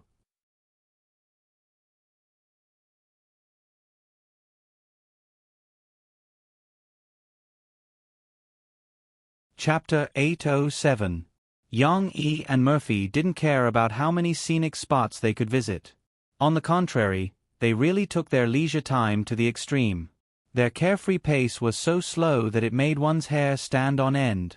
They walked around Murphy's elementary school and took all kinds of photos as a souvenir. The morning passed in the blink of an eye. Similarly, in the afternoon, they went to the antique shop that Murphy mentioned and took Shishi to pick out 2 gifts for Grandpa and Grandma. More than half of the day had passed. Let's go eat ice cream. After that, we'll walk around St. Lucas Square and then go back, Murphy suggested. Otherwise, it'll be dark before we go back. We're going back so soon? Going shopping was fun. She was still a little unsatisfied. Of course, more importantly, she could go shopping with her parents. In China, there weren't many opportunities like this. It's better to go back early so that Grandpa and Grandma won't be worried. Yang Yi patted his daughter's shoulder and smiled. Didn't you say that you want to eat ice cream? I've heard you talk about it all day. Yes, I want to eat ice cream. Papa, let's go eat ice cream. She came to her senses. She immediately took her father's hand and walked in front of him impatiently. The ice cream shop that Murphy mentioned was next to St. Lucas Square. It was a small tin shop that stood alone on the side of the road like a newspaper stand. However, although the ice cream shop was small, there were many customers outside. Those who were waiting had already formed a small line. The climate in Texas was dry and hot in the summer, so there was less moisture in the air. Especially in the hot afternoon, a spoonful of cold and delicious ice cream was definitely a heavenly enjoyment. After waiting in line for a while, it was finally Yang Yi's turn to buy ice cream. What kind of cup do you want? The ice cream seller was a middle-aged woman. However, her smile was just as bright and she gave people a feeling of friendliness. We have small cups, medium cups, large cups, and super large cups. Small cup, medium cup, large cup, super large cup. Yang Yi paused. How big is it? The middle-aged woman smiled and did not gesture to Yang Yi. Instead, she took out a few paper tubes and showed them to Yang Yi. The small cup was similar to an ordinary sundae, the medium cup was like a water glass, the large cup was a bit like a beer mug in a bar, and the large cup. It was really super big, almost as big as a popcorn bucket, and it needed to be hugged to eat. No wonder Americans are so fat. I want an extra large cup. She couldn't see what the shop assistant was displaying, but she couldn't wait to jump up and down and shout happily in English. A super large cup is too big for you. You won't be able to finish it. Murphy smiled. A small cup is just right. It won't cause a stomachache. From the oversized cup to the smallest cup, the difference was too big. She shook her head anxiously. No, I want to eat a lot of ice cream. Shi's mother often played the bad guy, so she looked at her father. She held her father's hand and asked him for help. Papa, I don't want to eat a small cup. I want to eat a super large cup. There are so many super large cups. Yang Yi smiled and gestured. Your head can fit in it. How can you finish it? She looked at her father in surprise. Her eyes couldn't move as if she was wondering who could finish such a big cup. However, she still wanted to eat a lot of ice cream. What should she do? If I can't finish it, Papa can help me finish it. She suddenly had an idea and said happily. They couldn't discuss for too long. There were still people waiting in line. Yang Yi thought of a compromise. Well, let's buy 2 medium cups and 1 small cup. She, try and see if you can finish the medium cup. If you can't, Papa will help you finish the rest. If you can finish it, you can eat a small cup, okay? Papa won't eat it first. 1 small cup, 1 medium cup, it's almost a large cup. Yang Yi said. In fact, 2 medium cups were almost a large cup. Yang Yi blurred this concept. She balanced it and felt that a large cup was enough. She happily agreed. The strawberry-flavored one is delicious. There are also blueberry-flavored ones. Of course, the milk-flavored one is the purest. You can also try it. The rest was left to Murphy. She explained to Yang Yi excitedly and told the shop assistant her choice. After a while, Yang Yi came to a stone table under the shade of a tree with Murphy, who was pushing a baby stroller, and Shi, who couldn't wait to jump around her father, carrying an eco-friendly paper box. Opening the paper box, the snow-white milk ice cream was like a snowy mountain. There were some fine peanuts sprinkled on top of the small cup, as if there were a few more rugged stones on the snowy mountain. It didn't destroy its original beauty at all. But the other two ice creams were beautiful. The bright red jam of the strawberry ice cream was like fresh water, which was inlaid on the sides of the snowy mountain. The blueberry jam of the blueberry ice cream was kneaded into the ice cream. The whole snowy mountain was light purple, and there were a few frosty blueberries on it. Wow! I want to eat it so much. She snuggled up to her father and looked at the real thing in surprise. She couldn't help but lick her lips, revealing a small section of her pink tongue. She picked the most colorful strawberry ice cream. The little girl couldn't bear to sit down, so she stood by the table and scooped a little with a small spoon and put it into her mouth. The little girl's beautiful big eyes were curved. The sweet taste of the ice cream was expressed in her expression. Is it good? Yang Yi asked with a smile. He wasn't in a hurry to eat. He promised Shi that he would reserve a small cup of ice cream for her. Moreover, Yang Yi didn't have much desire for ice cream, unlike Shi and Murphy who liked it as much. It's good, it's good. Shi scooped another big spoonful. This time, after she finished eating, she grabbed the small spoon and jumped up excitedly. Her two small hands were still shaking there, as if it was so delicious that she was about to fly. Hubby, eat with me. Murphy scooped up a piece of blueberry ice cream with her spoon and handed it to Yang Yi's mouth. His wife loved him the most. At this time, Yang Yi didn't care about Murphy's spoon. He bowed his head and sucked it. As he tasted it, he looked at Murphy's eyes, which were full of love.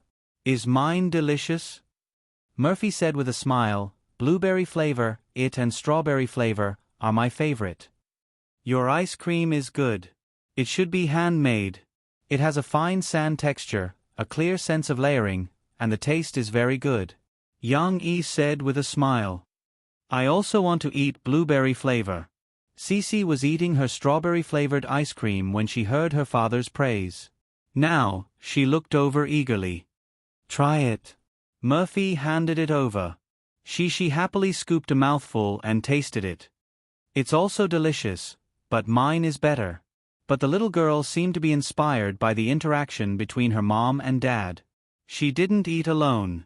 She generously pushed out her ice cream and said, Papa, Mom, you also eat my ice cream. Let's eat together. In the end, they decided to eat together. She happily scooped here and there, feeling that all the ice cream was hers. This kind of enjoyment was indescribable. Anyway, she could smile at her father for a while with a small spoon in her mouth.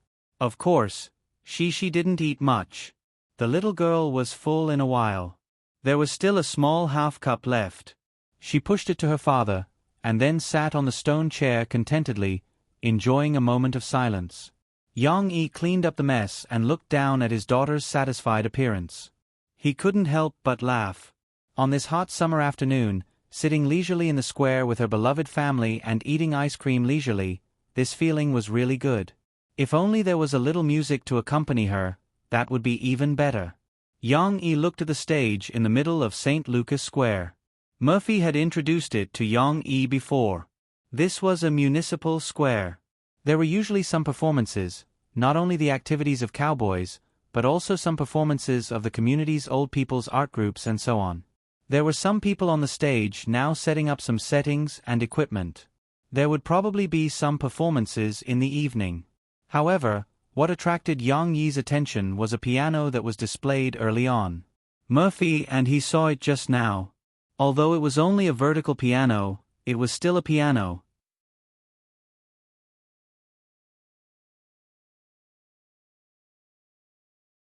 Chapter 808. Jermaine Lee and his partner, Hill, were in the most dangerous situation they had encountered in the past 10 days. They were being chased by hunters, and they were getting closer than they had ever been. 10 minutes ago, the truck driver, Kaplan, had called them on their cell phones and told them that when he was about to leave Fort Worth with a full load of goods, the hunters had caught up with him. The hunters had searched the truck and even questioned the driver. Kaplan didn't reveal any information to the hunters. However, what made Jermaine and Hill break out in cold sweat was that they were walking around Fort Worth, looking for a place to spend the night. Unexpectedly, after walking for a day, they were coincidentally only 2 blocks away from the spot where the hunters had stopped the truck. At this moment, they were only 2 blocks away from the hunter. Jermaine and Hill broke out in cold sweat. After thanking Kaplan, they threw away the disposable phone that they had used for a long time and quickly ran in the opposite direction from where the hunters were. 10 minutes later, Jermaine regained his composure. He patted Hill on the shoulder and said, "We can't keep running like this. Let's sit down and discuss this." Jermaine and Hill, who happened to be near St. Lucas Square, found a relatively secluded corner of the square where there were no cameras and sat down at a stone table. "We can't outrun a car with our feet," Jermaine said to Hill. "What I'm worried about now is how they found us so quickly," Hill said worriedly. "I suspect that they've already found out that we used the draft box in our new mailbox to contact our family and friends." "You're right. We can't use this plan for the time being." Jermaine nodded lightly. "When we find a place to stay, we'll comb through it carefully and see what we missed out on." "Okay. Like before, we'll look for a private hotel first. There should be some private hotels along the roads in the suburbs that don't require identification." Hill agreed. For the next few days, they would either stay at a friend's house or stay at a private hotel like this. "No, we can't go to a private hotel." Jermaine shook his head. He had thought about it carefully. If they found out our route before, they would definitely know how we look for a place to stay. Now, they should be checking all the private hotels and motels in Fort Worth. These people know that we're in Fort Worth. We can't give them a chance. Then what should we do? Hill hesitated. Should we try to ask strangers for help? I was thinking about that too. If we ask for help from strangers, we'll be in great danger. We don't know if the strangers will expose us, Hill said hesitantly. Just as they were in a dilemma, the sound of a piano playing suddenly came from the stage in the middle of San Lucas Square. The soft and beautiful sound of the piano attracted the attention of everyone in the square, including Jermaine and Hill. Jermaine, Hill, and the cameraman all subconsciously turned their heads and turned their cameras to look over. On the stage, there was an Asian man sitting in front of the piano. His posture was tall and straight, and his long fingers were like butterflies, flying up and down on the keys. That beautiful melody was obviously played with such confidence and elegance. This Asian man was, of course, Yang-yi. When you listened to this music, you could not help but be attracted by the focused expression on Yang-yi's face when he played on stage. But what you saw was Yang-yi's fluctuating and rhythmic wrist, while your mind was filled with the soothing sound of the piano. Originally, the person in charge of setting up the equipment on stage looked at Yang-yi with some worry. However, as he listened to Yang-yi's performance, he, who was also very knowledgeable about music, could tell that Yang-yi's playing skills were excellent even though he couldn't tell the origin of the song. The person in charge liked music, so he liked Yang-yi's performance and this beautiful piece of music, and hoped to share it with more people. He quietly turned up the volume of the microphone facing the piano, so that the whole San Lucas Square could hear Yang-yi's piano playing. "It's a beautiful song, and a wonderful performance." Jermaine and Hill's discussion stopped. Their attention was attracted by the piano sound, and Hill could not help but mutter to himself. The cameraman was more responsible. When he heard Hill's words, he pointed the camera at them. Jermaine could not help but comment, "This song has the power to calm people down." After the song, Yang-yi did not intend to come down. He asked the person in charge to bring him a microphone and put it on a shelf above the piano. "I want to sing a song for the person I love the most," Yang-yi said simply, his palm pointing in the direction of Murphy and the children. The passers-by who were intoxicated by Yang Yi's performance just now laughed and applauded. Foreigners did not like to be reserved. This kind of generous expression of love was more recognized by them. However, Germain and Hill broke out in cold sweat. At this time, they realized that the Asian man's family was sitting at a table not far from them. "What should we do?" Hill asked. "Should we leave?" "Don't move. Many people are watching. Keep a low profile," Germain said. On the stage, Yang Yi played again. Germain found that he was still playing the song just now. He could not help but smile and said to Hill, "This is just a coincidence. Let's listen to the song." These days, Germain had been running around and fighting with the hunters. Germain's spirit had been tense. Now, listening to the man playing and singing, he finally had a chance to relax. The song on the stage was about to pass the prelude. When the piano sound gradually became low, Yang Yi also began to sing affectionately, "If I have to live my life with you near me." Although it was only semi-professional sound equipment, the sound was clear enough. Yang Yi's voice, accompanied by the gentle piano sound, spread throughout the whole place.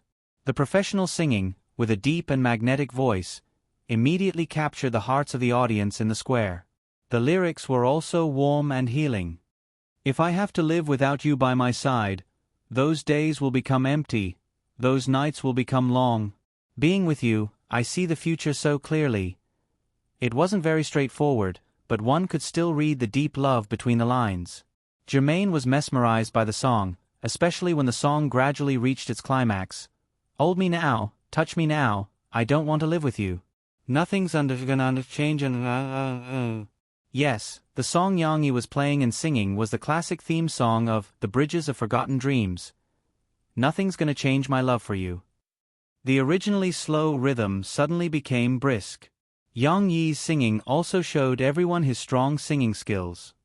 "Oh my God, are we listening to a concert?" A young man who was drinking beer below the stage could not help but ask his friend. "I don't know, but I know how deep his love for his wife is." His friend shook his head. "How do you know that is his wife? Didn't he only say that she is his lover?" "Look, they both have children, 2 children." His friend rolled his eyes. "Can't you just let me listen to the song properly?" Germain, who was not disturbed, was mesmerized. Although he could not judge Yang Yi's singing skills, he liked Yang Yi's song very much. "I love Linda, she and the children must have been waiting for me at home for a long time." Germain listened to the song and thought of his wife and children. "I think I will love them too.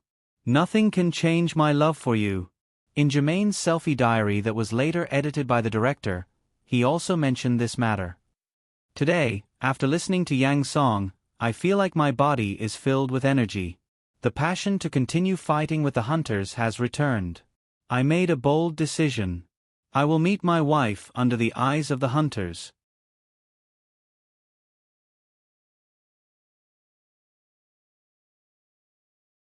Chapter 809. Murphy liked Yang Yi's song very much. However, listening to Yang Yi's warm and affectionate singing, her heart was only filled with pride and love for Yang Yi, and not too much surprise. In fact, she had heard Yang Yi sing this song on the farm. Because Wilson would arrange a Prada talk show for Yang Yi and Mo Fei, although they would have to wait until August to appear on the program. However, Yang Yi still took out a few English songs early and practiced with them. "Nothing's Gonna Change My Love for You" was one of them. But to be honest, the feeling at home was completely different from the live performance. On one hand, there was no piano at home, only a guitar. On the other hand, Murphy, a professional singer, always felt that the space at home was small, and there was no audience, so there was a lack of atmosphere. So when Yang Yi said that he wanted to play a piano piece for Murphy on the stage, Murphy said that she wanted to listen to "Nothing's Gonna Change My Love for You," and Yang Yi naturally fulfilled her wish. "Hey, why do I feel like I'm forcing him to confess to me in public again?" Murphy stood up and applauded with the others. Suddenly, such a thought came to her mind. However, Murphy was still happy in her heart. "We're already an old married couple. Actually, We don't have to show off our love in front of others every day. However, he still loves me very much and is willing to satisfy my little vanity." After Yang Yi thanked the person in charge, he walked down from the stage slowly. Murphy was ready to give him a big hug. However, just as Yang Yi walked over, his eyes fell on the table behind Murphy and Shi, and then on Jermaine and Gil's table. Especially when he saw the camera facing him, he couldn't help but frown slightly. "Papa's singing is so good." She didn't jump up to greet her father this time. Instead, she leaned lazily on the back of the chair and knelt on the chair, unwilling to get up. She even giggled and waved to her father, then sat down lazily. She had eaten too many sweets and was now in a lazy digestion period. However, she saw that her father didn't respond. Instead, he hugged her mother a little and walked behind them. "Who are you? Why are you taking pictures of us with a camera? Do you know that this is illegal?" Yang Yi asked solemnly. He had adapted very quickly. When in Rome, do as the Romans do. In the United States, people always put their human rights first. She turned around in confusion and saw her father talking to a table not far behind them. Jermaine and Gil didn't expect that the man they were praising just a moment ago would point his finger at them as soon as he came down. Gil looked at Jermaine, but Jermaine decided to be honest. "We are recording a show. I'm really sorry. This is our cameraman. If you don't want us to take pictures of you, we can delete the video or add mosaic. I'm sorry, but the song you sang just now was really good." Recording a show. Yang Yi was a little suspicious. "Are you American stars?" In fact, Yang Yi believed a little, because he had been observing the three people from the moment he set his eyes on them. From their clothes, from the distribution of their seats, from the guy with the camera, and so on, he could basically infer a few things. First of all, the three people didn't pose a threat and didn't carry any dangerous items. Secondly, the guy with the camera should be a cameraman. He was the same as the cameraman of the Extreme Challenge. He tried his best to hide his presence, and no matter what, he didn't put down his camera. Also, looking at their travel-worn appearance, they must have suffered a lot. If they weren't recording a show, who would torture themselves like that? Jermaine and Gil quickly explained to Yang Yi that they were two ordinary people who had volunteered to join the reality show on SBC. "You can search for tracking. Our show is like this." It was originally a reality show in England, but the rights to the remake were bought by SBC, Jermaine said. Jermaine was worried that Yang Yi would call the police to arrest them to protect his family, so he told them everything. "You escaped from California? You can't even use planes or other forms of transportation that require IDs. That's quite amazing," Yang Yi said, a little surprised. This show was against the hunters, who had the ability to track people. It was like a competition between a killer and a police officer. Yang Yi's interest was piqued. "We borrowed a friend's truck," Gil said. However, even though Yang Yi was very interested in the show and Jermaine's escape, he wasn't a person who was easily controlled by his own desires. Yang Yi smiled, shook hands with the other party, and said, "Okay, I misunderstood. I hope you can beat these people and win the prize money." While Jermaine and Gil were still confused and nodding their heads, Yang Yi had already returned to his seat. "What's going on?" Murphy asked curiously. "Are they reporters?" She could finally sit next to her father. As she leaned on her father's body, she looked back curiously at the two people who had just talked to her father. Yang Yi explained to Murphy again, but Yang Yi was still worried. After the incident with LVU, Yang Yi still had to catch everything that made him suspicious and investigate it thoroughly. He couldn't make the stupid mistake of being careless and failing miserably again. As he talked to Murphy, he sent a text message to Wilson, who was in California, to help him secretly investigate the situation of the show.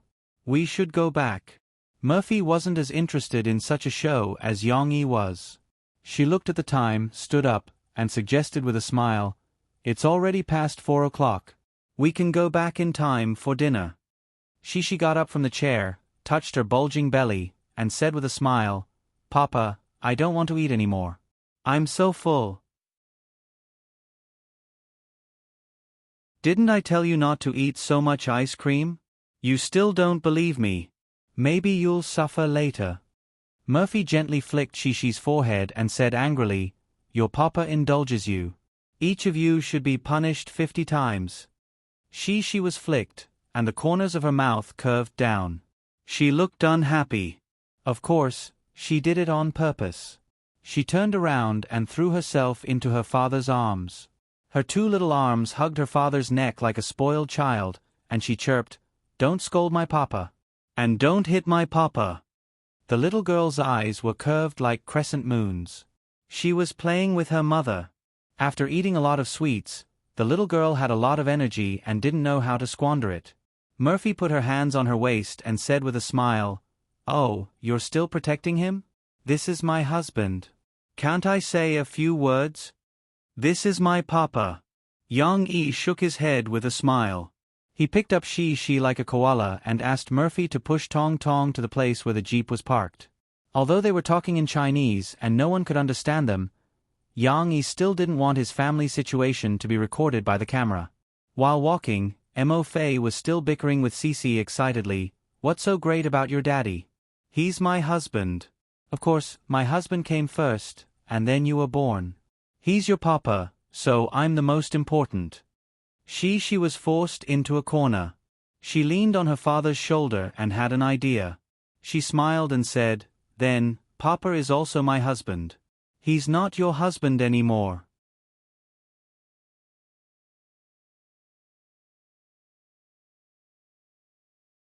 Chapter 8:10. Yang Xiaoxi. Say that again. Although Murphy rebuked her, she could not help but smile. She was amused by her daughter's words. He. She hugged her father's neck and looked at her mother over his shoulder. She giggled and did not look ashamed at all. Instead, she found her mother's exasperated look very interesting. Humph, I raised you for 6 years for nothing. How dare you steal Mom's husband? Murphy asked Yang Yi to help hold down the baby stroller that Tong Tong was sitting in. She chased after Shi and stretched out her hand to torture her by tickling her. He. The little girl was very ticklish. She twisted in her father's arms and burst into a burst of pleasant laughter. Papa, protect me. The little girl was laughing so hard that her breathing was a little uneven. She took the time to call out. Humph, you're calling me Papa now? What did you say just now? Murphy snickered and continued to retaliate. Do you know that you're wrong? However, she did not scratch much. She was very ticklish, and her reaction was very strong. At this moment, Tong Tong, who was lying comfortably in the baby stroller, had his eyes wide open. He looked at his mother's violence toward his sister, and the word dumbfounded was written all over his little face. It was too scary. After Murphy and she were done, Yang Yi smiled and shook his head.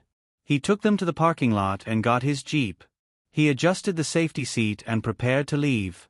However, just as the jeep drove out of the parking lot, Yang Yi caught a glimpse of Jermaine and Gil, who were on the side of the road with their arms outstretched and thumbs up, wanting to hitch a ride. The cameraman was following them but was now hiding in a corner and secretly taking pictures. It's them. The jeep passed by them. Murphy saw it too and said in surprise, Why are they out too? They're hitching a ride. They're probably leaving Fort Worth. Yang Yi explained, They want to escape from the hunting team of the program. It's not a good idea to stay in the same city for too long.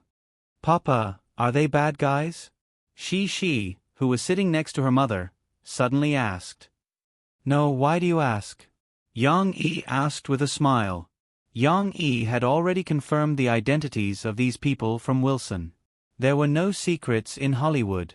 In just 10 minutes, Wilson was able to find the list of participants and filming plans for the first season of SBC's Undercover Tracking through his connections. This wasn't really a secret, it was just that the SBC didn't announce it online. The shooting plan was just as Jermaine and the others had said.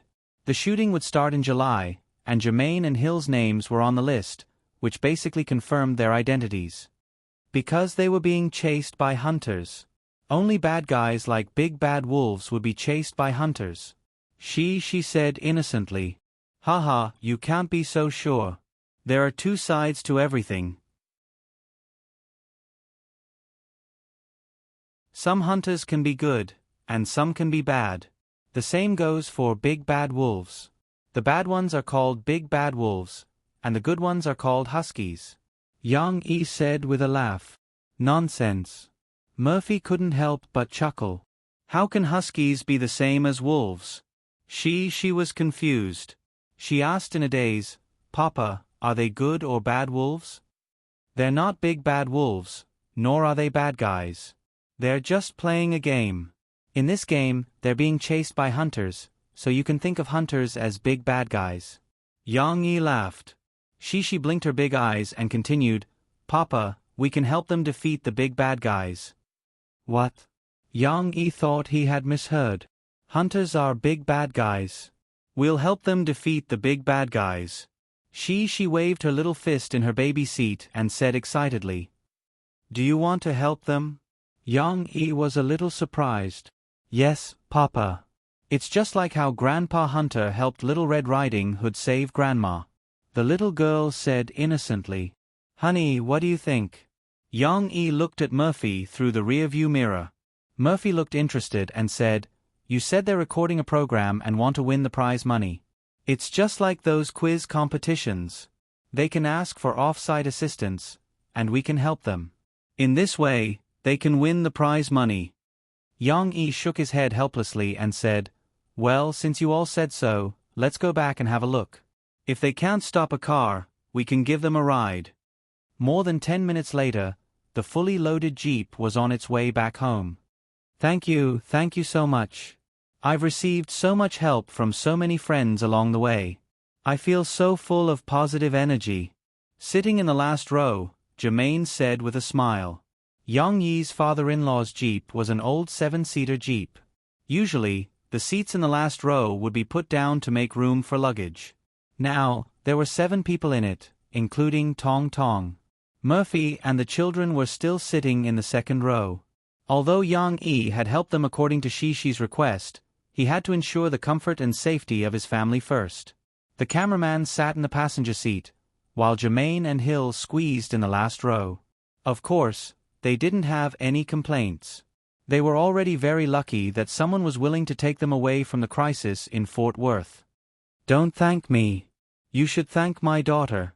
She said that she would help you defeat the big bad guy.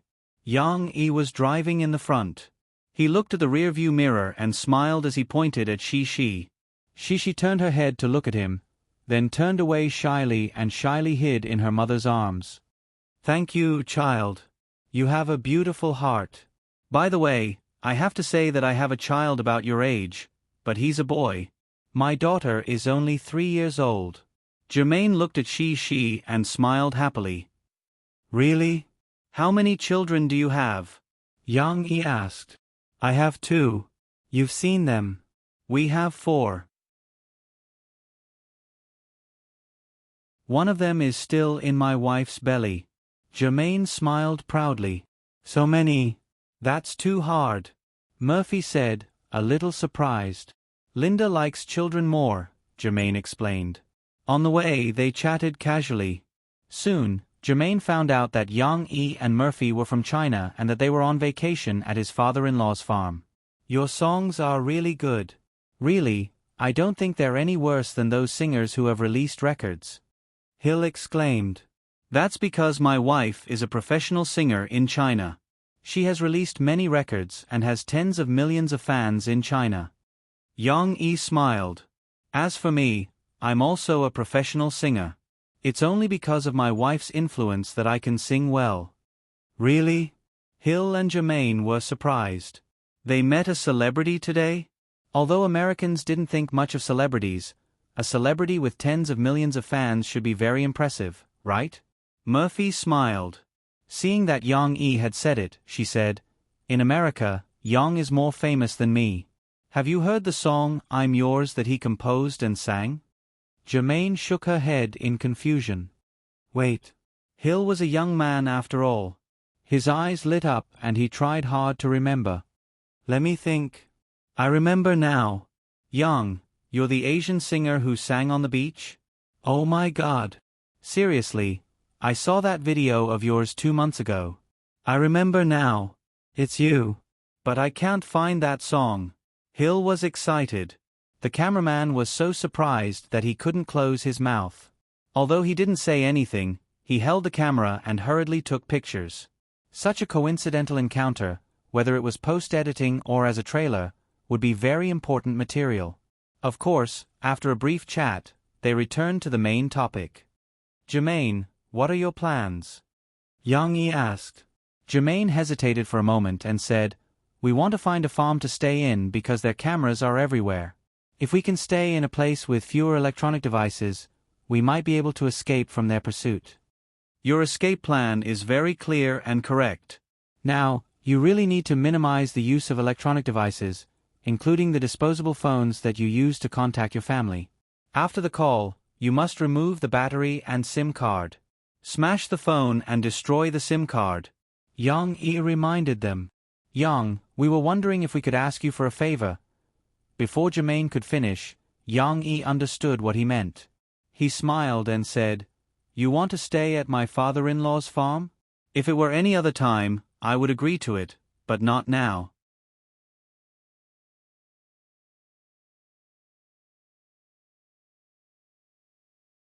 Chapter 8:11. Why not? Not only were Jermaine and Hill dumbfounded, but even Murphy looked at Yang Yi in confusion. Luckily, Yang Yi did not keep them in suspense. He explained, Because if you go to my father-in-law's place, you might be caught by the hunters.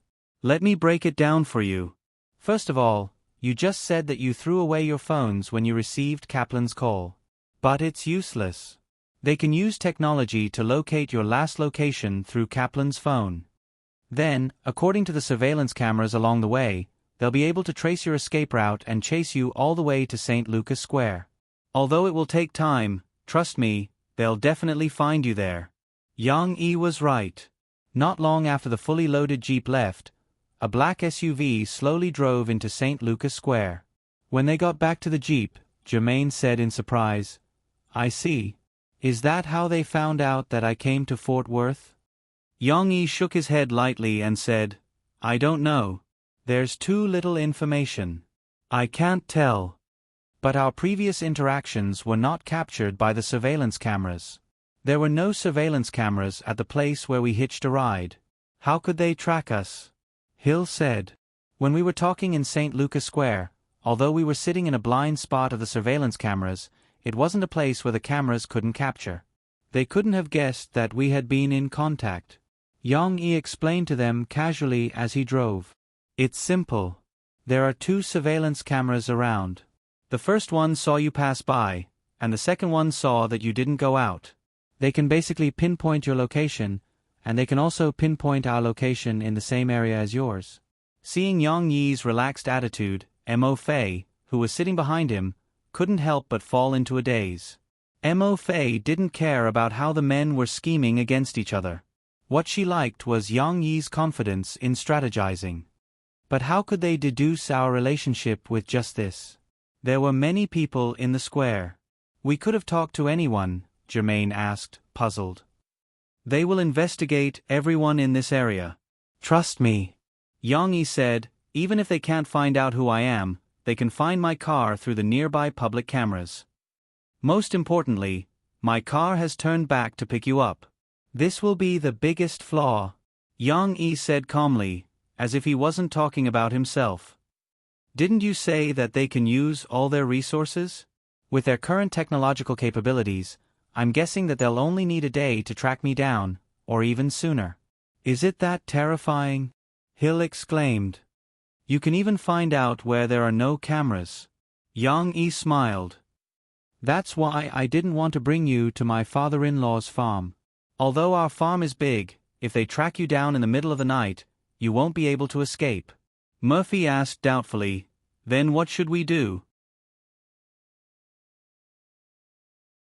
Should we drop them off at the side of the road? Yes, we can find another car by ourselves. I'm really sorry for causing you so much trouble. Jermaine said guiltily. Previously, we were looking for people we knew, and we had an agreement with them. This time, our plan has been disrupted. But my daughter said that she hopes that I can help you. Yang Yi changed the topic. So, although you can't stay in our farm, we can still find someone to help you. It was nearly 6 o'clock when they returned to the farm. The sky was getting dark. Because they had called in advance, Doug and one of his sons were already waiting at their house. When Yang Yi and the rest returned, Doug arranged for Jermaine and Hill to sit in his family's off-road vehicle. Don't worry, they can stay at our house tonight. Tomorrow, I'll get my men to send them to our holiday cabin in the forest. No one will be able to find it. Doug waved his hand and said generously, "Thank you, sir." When Hill got in the car, he thanked Doug. As for their gratitude to Yang Yi and his family, they had already said it many times in the car and after they got out of the car. In the words of the country, it was simply a stroke of good luck. Yang Yi directly arranged the best shelter for them to hide from hunters. Doug waved his hand indifferently. "You are Yang's friends, so you are my friends." The cowboys from Texas were like chivalrous men. They were so forthright and righteous. Of course, it was also because of Yang Yi's help. If it wasn't for Yang Yi's recommendation, Doug and the rest wouldn't have paid attention to these gentle young men from the city. Looking at Doug driving the two uncles away, she stood beside her father and reached out her little hand for her father to hold. Then, she asked expectantly, "Papa, did we help them defeat the bad guys?" Yang Yi gently held his daughter's little hand and smiled. "This is just the beginning. If we help them, Grandpa Doug, Grandpa Beria, and many others will help them. I believe that they will defeat the bad guys in the end." Yang Yi overestimated the hunters' ability. They spent 1 day and 2 nights to find them. On the morning of the 3rd day, a black SUV stopped outside the Mo family's farm. Private property couldn't be trespassed, not to mention that they were discovered by a few groups of people the moment they entered. They looked at them cautiously and also notified Mo Henian's family. After a while, 2 strong-looking men wearing sunglasses got out of the car. However, just as they approached, Greg and a hunting dog strolled in front of them. "Hey, gentlemen, you should know that trespassing on private property or peeping on private property will get you shot, right? Sorry, we just want to talk." The other party took out his empty hands to show that he was not a threat. He pressed down and comforted them. Not long after, Yang Yi walked out with a calm smile. He looked at the other party for a while and said slowly, "Are you from the military?" Yang Yi's ability to hide his strength was much better than theirs. They couldn't sense the threat from Yang Yi at all. One of them even said proudly, "Yes, a retired Marine." Wasn't he just an American Special Forces soldier? He wasn't even from the strongest unit. Yang Yi just nodded lightly to them and said, "The 2 people you are looking for are not here." They were a little surprised by Yang Yi's straightforwardness. This also saved them the time to think of a way to get Yang Yi to talk. They looked at each other and asked, "What do you mean? Where did they go?" "I don't know where they went. I only know that they are being tracked by you." Yang Yi shrugged and said, "I told them that you would definitely find me here. My farm here isn't safe, so I dropped them off on the way and they went to intercept other hitchhikers. Only God knows where they went." The 2 people's expressions became serious. They couldn't tell if Yang Yi was telling the truth. They felt that it was true, but they didn't want to believe it. Of course, they tried to ask Yang Yi a few questions, but Yang Yi answered them all without leaving any gaps. The little psychological games they played didn't work. After a while, the black SUV drove away. "Who is this Yang? Why do I feel like he's playing us?" The driver couldn't help but ask the headquarters. From the information here, it says that he's a Chinese celebrity. So is his wife. Before he became a celebrity, he was a soldier, an ordinary soldier. The head of the headquarters also felt a little strange. He carefully reviewed Yang Yi's information again and suddenly laughed. The scriptwriter of Prison Break. "Oh my God, what kind of opponent did we meet? No wonder he's so smart." The corner of the director's mouth curled up. He felt that it didn't matter if the fugitives were caught or not.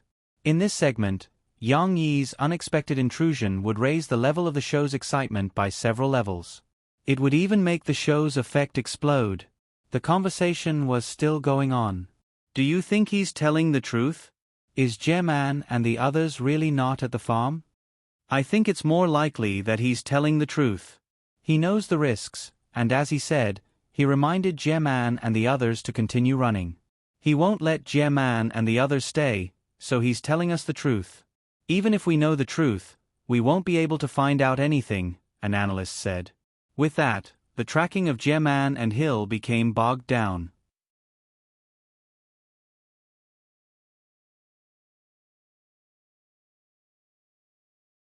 Chapter 8:12.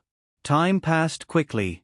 In the blink of an eye, it was already mid-August in Yang Yi's family's colorful life on the farm. Although Yang Yi basically did not help them anymore, Jermaine and Hill still won the cat and mouse game at the end of July with their wits. It was worth mentioning that Jermaine really asked a pilot friend of his to fly his wife to Colorado in a small plane. After that, he took Doug's car and rushed to Colorado to meet his wife. He even took a picture and uploaded it to the American version of Facebook to mock the hunters. However, when the hunters tracked them to Great Prairie City again, Jermaine and Hill had already escaped. They started the next step of their escape journey in Colorado. Of course, this was just a small episode in their lives. Yang Yi and the children were on vacation at his father-in-law's house. The main theme was still family. During the day, Yang Yi followed Mo Henian out to work. Like a cowboy, he drove the hundreds of Angus cattle to graze on the grassland. At night, he accompanied his father-in-law to sit in the courtyard under the starry sky and enjoy the shade while listening to his father-in-law boast about the legendary stories when he was young. Naturally, their relationship improved by leaps and bounds. In just a month, Mo Henian's attitude towards him finally changed from being cold on the outside but warm on the inside. He was even a little unwilling to express his approval. Now, they were no longer estranged. They were even close to each other like two brothers. They could even put their arms around each other's shoulders and swear that they would beat up a small cow kindergarten and trample on a grassland nursing home together. Shi and Tong Tong both improved. Shi's improvement was more obvious. The little girl was busy taking care of her little deer, Little White, and her pony on the farm every day. In the boring work of cleaning the stables and deer pens every day, the little girl who only knew how to act coquettishly with her father now knew how to take care of others. One day, Yang Yi and Mo Henian came back from outside with sweat all over their foreheads. The little girl actually ran to the fridge spontaneously, took 2 bottles of water, and happily ran over to her father and grandfather to drink. Tong Tong's progress was slower. After Murphy and Yang Yi's hard work, he finally learned how to pronounce the word, mama. To Yang Yi's surprise, she had somehow taught Tong Tong how to call her sister. Although Tong Tong's pronunciation sounded more like jie or tisk tsk, she still felt a sense of accomplishment. She was more than happy to teach Tong Tong other pronunciations. In Yang Yi's absence for more than a month, the domestic entertainment industry was not calm at all. After all, the entertainment industry was the entertainment industry. Without some gossip and juicy news, how could those celebrities who couldn't produce good works maintain their popularity? However, the storm this time wasn't some celebrity's self-promotion. Instead, it was a war that shocked the industry. At first, it was just a rumor about Yi Qing and Chao Tsung-Tsung. The media exposed that Yi Qing entered Chao Tsung-Tsung's hotel room in the middle of the night before the recording of the New Zealand leg of the travel challenge. The news was half hidden, but what else could a hot-blooded man do in a woman's room in the middle of the night? Yi Qing's fans angrily attacked Chao Tsung-Tsung's micro-broadcasting, calling her a slut who used her good looks to seduce their favorite celebrity. And Chao Tsung-Tsung's own fans also changed sides. Chao Tsung-Tsung was an idol singer. Her beautiful appearance, hot body, and elegant fantasy were her selling points. It could be said that her personal image was more important than anything else. When this rumor spread, many glass-hearted fans' hearts were shattered. While they were condemning Yi Qing, they were also greatly disappointed with Chao Tsung-Tsung. This was clearly a publicity stunt set up by the program. The premiere of the travel challenge was only 2 weeks later. With this kind of rumor, they naturally gained a lot of attention. But no one knew that Chow Tsung-tsung didn't know anything about this publicity stunt. It was the company behind her. To be exact, it was Li Manman who arranged it in private with Xing Yao for her own benefit. Li Manman wouldn't care about the life and death of a small idol, but Li Manman didn't think that the normally submissive Chow Tsung-tsung would have such a strong reaction this time. 2 days after the scandal was exposed, Chow Tsung-tsung clarified on her micro-broadcasting. On one hand, she said that she didn't know why Yi Qing suddenly came to her room. Her manager was also in her room, and Yi Qing left in less than 2 minutes. However, the reporter's news was taken out of context, and the surveillance footage was missing the latter part. On the other hand, Chow Tsung-tsung exposed the screenshots of her and Li Manman's text messages, completely revealing that this rumor was a farce set up by the program. I am very disappointed with the program Travel Challenge, and will withdraw from this program indefinitely. Here, I want to apologize to the other friends and staff who have helped me. Chow Tsung-tsung showed an unexpected courage. Of course, Li Manman wouldn't sit still. She teamed up with Xing Yao and took out some of the highlights during the program's recording. She pieced them together and edited them into Chow Tsung-tsung's black material. She exposed to the media that Chow Tsung-tsung disobeyed the arrangement as an idol during the program's recording, ordered the male guests to work for her, and other bad attitudes. Of course, there were a lot of misunderstandings in the edited content. Not to mention, the program's scriptwriter had arranged such a character for Chow Tsung-tsung from the beginning. The script wanted Chow Tsung-tsung to act like a big shot, but she didn't want to act like this. However, the media, who had been paid, turned a blind eye and helped her to tear Chow Tsung-tsung apart. It's a pity that Chow Tsung-tsung has withdrawn from the program. The 2 previously recorded episodes will still be broadcast as usual. We will find someone to fill in for the future episodes. But fans, please rest assured that the guest we've selected this time will not be as delicate as Chow Tsung-tsung and ruin the program's effect. Luo Jinting added insult to injury at the press conference. Chow Tsung-tsung and the program's hard fight with her own company obviously didn't end well. She still had more than 2 years left on her contract. Li Manman, who was angry out of humiliation, asked the man behind her to completely hide Chow Tsung-tsung. All of her announcements, performance plans, and record plans were all stopped. The war ended because Chow Tsung-tsung was controlled. Chow Tsung-tsung, who was hidden, also temporarily disappeared from the public sight. Li Manman still needed more support from the public to protect her image that had been affected by this storm. However, for her and the program team of Travel Challenge, this storm was a victory. They successfully gained a lot of attention. The melodramatic drama in the domestic entertainment industry didn't seem to affect Yang Yi for the time being.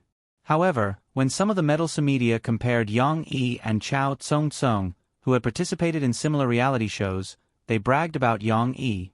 It turns out that in the entertainment industry, there's still a big tree to rely on. Yang Yi, who was the big tree, was preparing to bring Murphy and Shi to California. They were going to record the famous Prada Talk show. This was their last stop in the United States. It was worth mentioning that this time, because Yang Yi's entire family had appeared on the show in the popular video, Yang Yi wasn't the only one on the show. His entire family was on the show together. Even she would have an interesting talent show this time.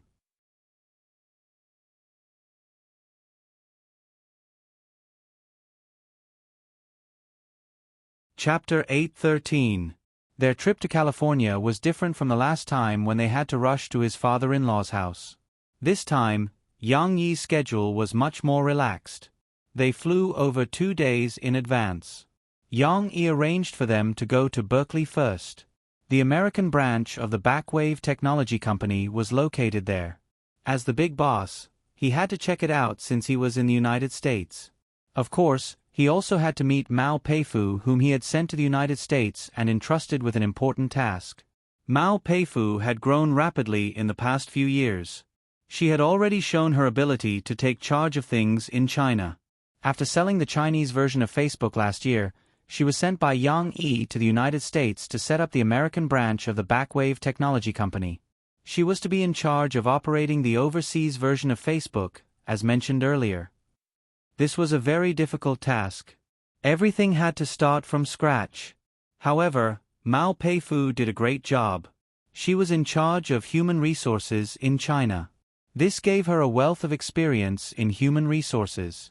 The American branch was quickly set up. The members were all recruited from California. Not only were there a large number of Chinese computer geniuses, but there were also young university students of different skin colors. They were full of vitality and had a deep understanding of different ethnic groups. They knew how to cater to their needs. In terms of the operation of Facebook, she had a multi-pronged approach.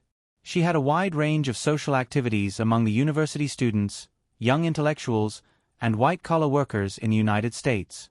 She had even used the Ice Bucket Challenge strategy that Yang Yi had taught her. In just a few months, this social network had become popular all over the United States. This was also why when Yang Yi's video became popular, many people reposted and commented on it on their own Facebook. This was also why in the undercover tracking program, there were scenes where the hunters used Facebook to track down those people's social networks. Of course, Germain had also used Facebook to post photos to fight back against the hunters. Yang Yi naturally gave Mao Peifu a generous reward for her achievements. Not only did he give her the equity reward that he had promised previously, but he also gave the shares of the American branch to Mao Peifu. Of course, when Yang Yi met Mao Peifu this time, other than inspecting the US branch, he also had another mission for her. This is the era of the mobile internet. Smartphones have almost taken over the market share of feature phones. We need to take advantage of the fact that this market hasn't been fully formed and seize the instant messaging port of people's smart terminals, Yang Yi said to Mao Peifu. I'm referring to the mobile version of SNS. Are we finally going to compete with SNS? Mao Peifu wasn't shocked, but rather happy. SNS was this world's QQ.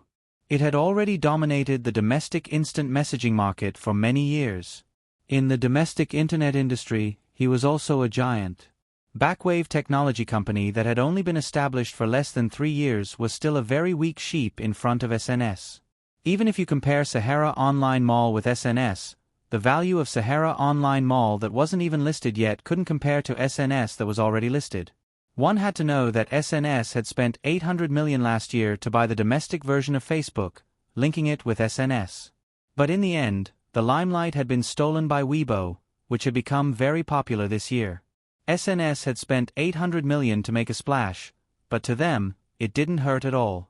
Previously, SNS had been ambitious and wanted to swallow up Backwave. It was just that Yang Yi wasn't moved by the price they offered. That's right. We're going to compete with SNS. But when I said we're going to make a mobile version of SNS, I didn't mean to copy SNS model to make a mobile app. We need to have our own innovation and focus, Yang Yi said. If we copy SNS, we'll be sued for plagiarism, Mao Peifu smiled. I understand. Then what do we need to do? Yang Yi started talking to Mao Peifu. Our app's initial focus is on voice chat. It's similar to text chat. People can send voice messages to convey their message. Of course, you can also send text messages if you want to. Yang Yi didn't really remember how the app was initially designed. He only told Mao Peifu about the functions of the app from his memory, including the emoji packs and the emoji store. He even drew out the interface so that Mao Peifu could arrange for people to design it. Your app's main focus is on private communication. Compared to micro-broadcasting and SNS, it focuses more on personal privacy, right? Mao Peifu heard Yang Yi talk about some of the functions and limitations of the friend circle. She immediately understood what was different about it. That's right. It focuses more on personal communication, so it requires a phone number to register. Yang Yi said. Also, I hope that this app can be released as soon as possible. Also, to cater for the upcoming new year, we'll add in the red packet function. Yang Yi had already thought of many ways to advertise the app. Not only did it include the red packet attack at the end of the year, the new red packet concept for the new year, and the advertisement for the Spring Festival Gala. He also planned to let the people at China Star Productions add a large amount of advertisements for the app in the second season of the Limit Challenge. Mao Peifu took notes seriously. She asked curiously, "You already have the whole idea for the app. Why do you want to make it in the American branch? The people in the country have the technology to make it too. We need to avoid SNS eyes and ears," Yang Yi said. Although Backwave Technology Company couldn't compare to SNS didn't dare to underestimate the micro-broadcasting company. After the failed merger, SNS increased their surveillance of Backwave Technology Company. Yang Yi didn't even know if anyone in the company had been bribed by SNS. But the classic tactic of corporate espionage definitely existed. Who knows, their R&D department might have accidentally hired a technician purposely sent by SNS. Yang Yi wanted to compete with SNS. This plan had to be carried out secretly. If SNS caught wind of this, they would have set up the mobile instant messaging app early on and made preparations to snipe them. In the future, with Backwave's strength and experience in the instant messaging industry, it would be difficult for them to grab too much market share under their watch. So this project had to be carried out overseas. I understand. Mao Peifu nodded. Once this project is done, you'll be in charge of it when you return. Yang Yi gave Mao Peifu an important task. This is what you're looking forward to, a direct confrontation with SNS. Mao Peifu's fighting spirit was ignited. She looked at Yang Yi excitedly. "Boss, what's the name of our project? Weibo, WeChat, or Weibo?" Mao Peifu was just guessing based on the naming pattern of micro-broadcasting. Yang Yi didn't think that she would get it right. "Let's call it WeChat. It's in the same vein as micro-broadcasting." Yang Yi laughed. "The English name will be WeChat. Don't forget, we'll take over the overseas market as well."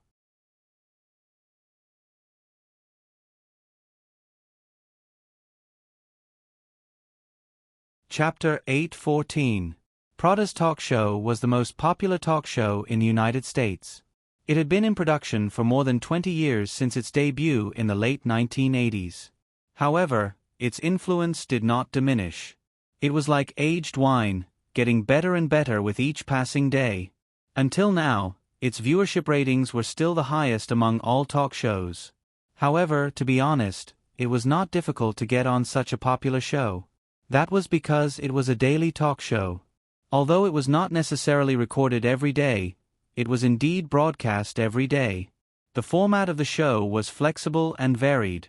It could invite experts to discuss social hot issues, or invite celebrities or ordinary people who had received attention for an interview to talk about their lives, work, and even their unconstrained ideas. A daily show meant that Ms. Prada had to invite a large number of guests to participate in her talk show. It was impossible for her program team to take the initiative to invite all of them, and the individual applications were too complicated.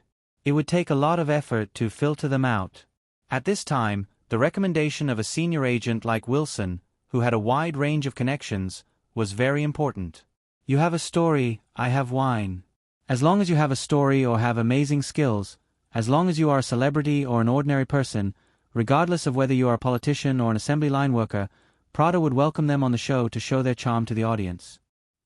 "Calm down. This show is very open. There won't be any problems if you express your thoughts boldly.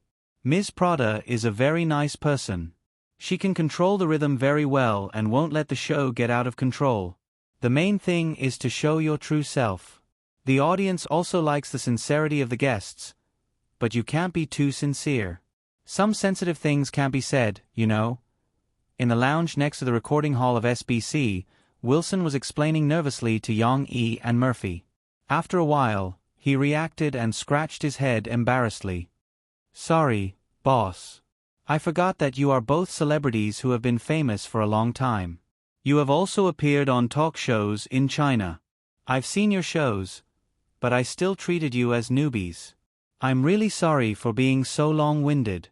Wilson had done a lot of homework before. He had watched all the variety shows that Yang Yi and Murphy had appeared on in China, especially the interview show, Jixin Interview. Yang Yi did not mind. He smiled and patted Wilson's shoulder. "No, Wilson, we have to thank you. In the United States, we are really just newbies.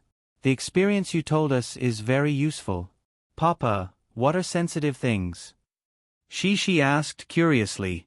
Seeing that her father and Uncle Wilson had finished talking, she tugged at her father's sleeve. She was also recording today. As she had to dance, the little girl could not wear a skirt. However, under her grandmother's guidance, the little girl was dressed simply and fashionably. But she was exceptionally bright and cute. She was wearing a black slim-fit short-sleeved t-shirt. Although the t-shirt had a black background, it was not too stiff. There was a bright and cute deer print on the front. The print was a cartoon deer jumping up and pouncing on the pink peach blossoms on a tree. Against the black background, it looked particularly vivid and cute.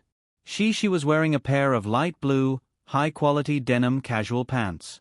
There were 3 British pleats in the pockets, which were very attractive visually. The pants were finished at the bottom. Coupled with the characteristic of the pants, it showed she's slender calves.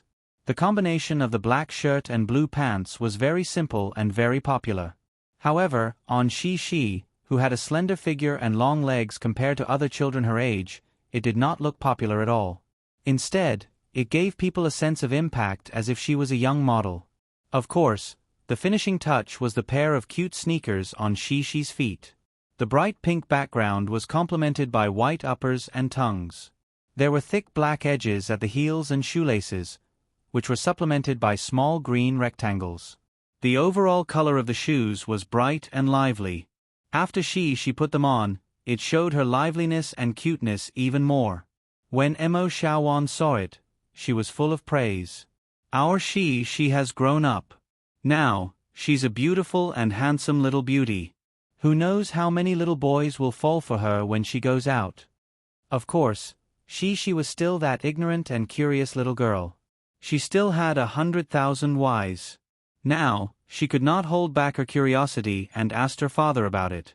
Yang Yi patted his daughter's little head and said with a smile, "Sensitive words refer to things that you say that might hurt others or make them unhappy. On TV, we have to face all kinds of audiences, so these words cannot be said." She shook her head in confusion. This explanation was too abstract for her to understand. Yang Yi looked around. There were no cameras around, and no one was eavesdropping. He explained to she in Chinese. For example, some people don't like black people from the bottom of their hearts. They think that they are all bad people. If these words are said, it will make their black friends unhappy and hurt them. These words cannot be said. "But, I like Greg. Greg is black, but he's very nice. Last time, he even gave me a very beautiful bird's egg." She said in confusion.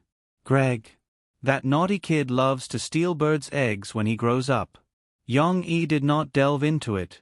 He said with a smile, "There are many strange people in this world. There will always be people with unique ideas. We just have to be ourselves, don't you think so?" She was still a little confused, but she still nodded obediently. The recording of the show began. Emo Shawan stayed in the lounge to help look after Tong Tong, while Yang Yi, Murphy, and she went backstage. Prada, a well-respected black lady, had already walked onto the stage to receive the cheers of the audience. These were all real audience members. There were always many audience members who liked to watch the show live rather than on TV. Moreover, it was said that the ticket sales were a considerable source of income for Prada's talk show. Yang Yi listened to the cheers backstage. He estimated that there were 200 to 300 people in his mind. The opening was a little old-fashioned. It was introduced from the video. Prada invited Yang Yi and his family to come on stage. This was a big surprise for the audience who did not know anything. Although they did not know Yang Yi and his family, many of them had heard of this song and liked it. The loud cheers made she a little nervous. When her father held her hand to go on stage, the little girl snuggled close to him. However, she still could not suppress her curiosity. She secretly poked her little head out to look at the audience. "There are so many people. The little girl thought to herself. There are more people than when we perform. However, Mom's concert has more people. What a cute girl. After taking her seat on the stage, Prada looked at Cece, who was sitting between her parents, with a smile. She didn't know if she felt that Cece was too nervous and deliberately enlightened her or if there was some other reason, but Prada greeted Cece first. She blinked. She looked at her father first and said shyly in a low voice, "Thank you, Madam. You can call me Madam Prada." "Then, what's your name?" Prada asked kindly. "My name is Yang Shi. You can call me Cece."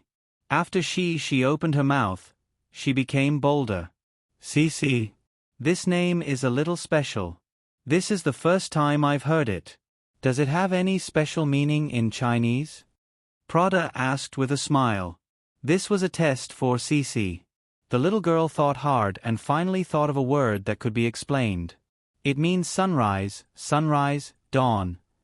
Prada looked at she with some surprise. She did not think that she could answer such a complicated question. After all, according to the information, she was Chinese. She could not help but praise, "Your English is really good." Really? She was praised by a foreigner. Moreover, it was a foreigner who looked a little like a teacher. She responded with some joy. Prada was stunned for a moment. She smiled and said, "Yes, you can tell others that Madame Prada said that my English is very good." The audience could not help but laugh kindly.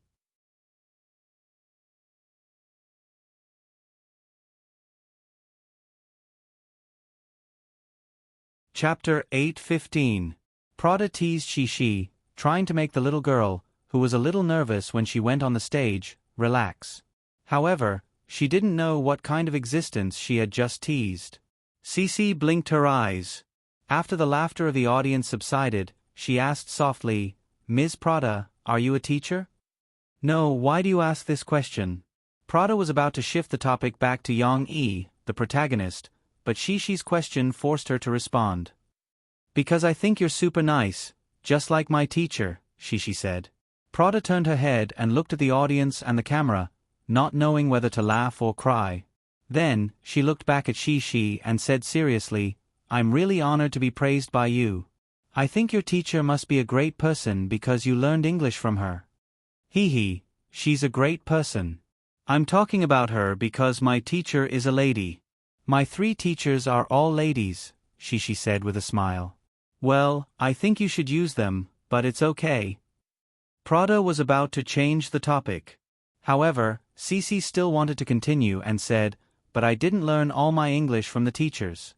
I also learned it from my papa, my friend Lu Weisha, and many others." There was a burst of laughter from the audience. The audience could see that Prada couldn't take it in front of Shi. Prada finally understood that some children didn't need to be coaxed by her. They were adaptable. Moreover, they were too adaptable. "Okay, now let's talk about your father. Mr. Yang, I'm very curious. Your family members are all Chinese. How can you speak English so fluently?" Prada finally seized the opportunity to change the subject of the interview. The conversation between Prada, Yang Yi, and Murphy went very smoothly. Since Yang Yi and Murphy were not as talkative as Shi, Prada was able to grasp the rhythm of the conversation very well, throwing out one burden after another. After Prada's inquiry, the audience found out that Yang Yi, the creator of I'm Yours, was not just a singer and songwriter. He was also a writer who had published many fairy tales and novels, including Prison Break, which had been adapted into an American TV series. He had also designed the most popular reality show in China. Oh my God, this guy is even stronger than me. If I hadn't asked someone to confirm it, I wouldn't have believed it. Prada pretended to be surprised and widened her eyes as she said to the audience, "I think he's more suitable for Prada's talk show than I am." Hearing Prada's self-ridicule, the audience could not help but laugh. "Wait a minute, Yang. I want to ask you, how old are you?" Prada asked. 34. Yang Yi celebrated his birthday a little earlier than Shi. "Oh my God, when I was 34. Okay, I'm already very famous. This talk show started when I was 32. Prada originally wanted to belittle herself and elevate Yang Yi, but when she realized that she was also a legend, she laughed awkwardly and politely. The audience who were familiar with Prada laughed. They knew that when Prada was in her early 30s, she had already become the queen of talk shows in the hearts of the audience. But you're really amazing. At least until now, I haven't published a book, but you've already published countless books. Prada said humorously. It seems like I'm the one who published a book earlier in the show. Among the people who published a book, I'm the one who's more successful in the show. Yang Yi did not have a sense of humor, but at that moment, he used a joke that was more popular in his previous life. For a moment, it felt like a string of witty remarks. Of course, Yang Yi still wanted to focus on introducing Murphy. That was the main purpose of his appearance on the show. In the previous show, Prada and the audience learned that Murphy grew up in the United States. Moreover, her family had emigrated to the United States. Her father even owned a farm. That made the audience's impression of Murphy become much more intimate. Yang said that you're a singer. Can you describe how famous you are in China? Prada asked. Murphy pondered for a moment, then said, I'm a singer. I've held concerts before. My best album was produced by my husband last year. So far, it has sold more than 50 million copies, which is equivalent to 2 multi-platinum albums. On China's social media sites, I have more than 10 million fans. Murphy was very honest. She spoke the truth, but the effect was also very good. Even in the US, the data that she had shown them was impressive. A record that has sold more than 50 million copies. Prada was shocked. I don't know how good that is in China, but in the United States, it's at least in the top 50. Moreover, that chart is historical data. Your record has only been released for more than a year. It has unlimited potential to be ranked higher. Record sales don't mean anything. Murphy's excellence lies in her singing. Her voice has a very unique charm. She can easily control both high and low notes. Yang Yi explained, moreover, I have to say that Murphy is the person who guided me on the path of music. In the past, I didn't have a deep interest in music. It was because of her that I fell in love with music. I also realized that I have a little talent in it. Really? Prada asked in surprise. Murphy, Yang said that he became a singer because of you? He's a little humble. In fact, he's very talented. Murphy explained seriously, Yang Yi is a very amazing person. I've never seen another person better than him in my life. He wrote a lot of wonderful songs. I bought more than 50 million copies of the record, and all the songs in it were written by him. It can be said that without him, I wouldn't be able to achieve what I have now. I'm a little confused by what you're saying. Prada spread her hands. Yang Yi and Murphy looked at each other warmly, then smiled and said to Prada, You can imagine that Murphy is a diamond hidden in the crowd. The things that I did helped her stand out and become more dazzling. But I'm not wrong. I learned to sing from her. You saw that I sang well in the video just now, but in fact, this is the result of learning from her. My wife sings better. Yang Yi said. Yang Yi was really not flattering Murphy. In terms of singing, Murphy was indeed better than Yang Yi. Even though Yang Yi's voice was also very good, in terms of singing, Yang Yi did not practice as much as Murphy did. Naturally, he was left behind by Murphy. Prada looked at the audience with a smile and said, I think this needs a song to prove it. Don't you think so? Yes. The audience was very cooperative, and they all applauded and shouted. Yang Yi and the others were very calm because for this show, he and Murphy had already prepared for it. They even practiced several songs, although in the end, they decided to choose a song that could better reflect Murphy's strength and somewhat subvert the audience's views. If they always sang love songs, it would be easy to limit their singing path. I heard that you also brought a new song this time. Prada looked back and said with a smile, It seems that you're not singing this time, right? Yes, a new song. Although I'm not singing, I'll help with the accompaniment. Yang Yi gently patted Shishi's shoulder and said with a smile, Miss Prada, I'm afraid I'll have to ask you to help take care of my daughter. Prada laughed. I'm honored and willing. To be honest, although she was a little talkative, Prada still felt that the conversation with she was more interesting in this talk show. You're tuning in to the Narrate and Escape YouTube channel. Don't forget to subscribe and join us on this journey to catch the most captivating stories.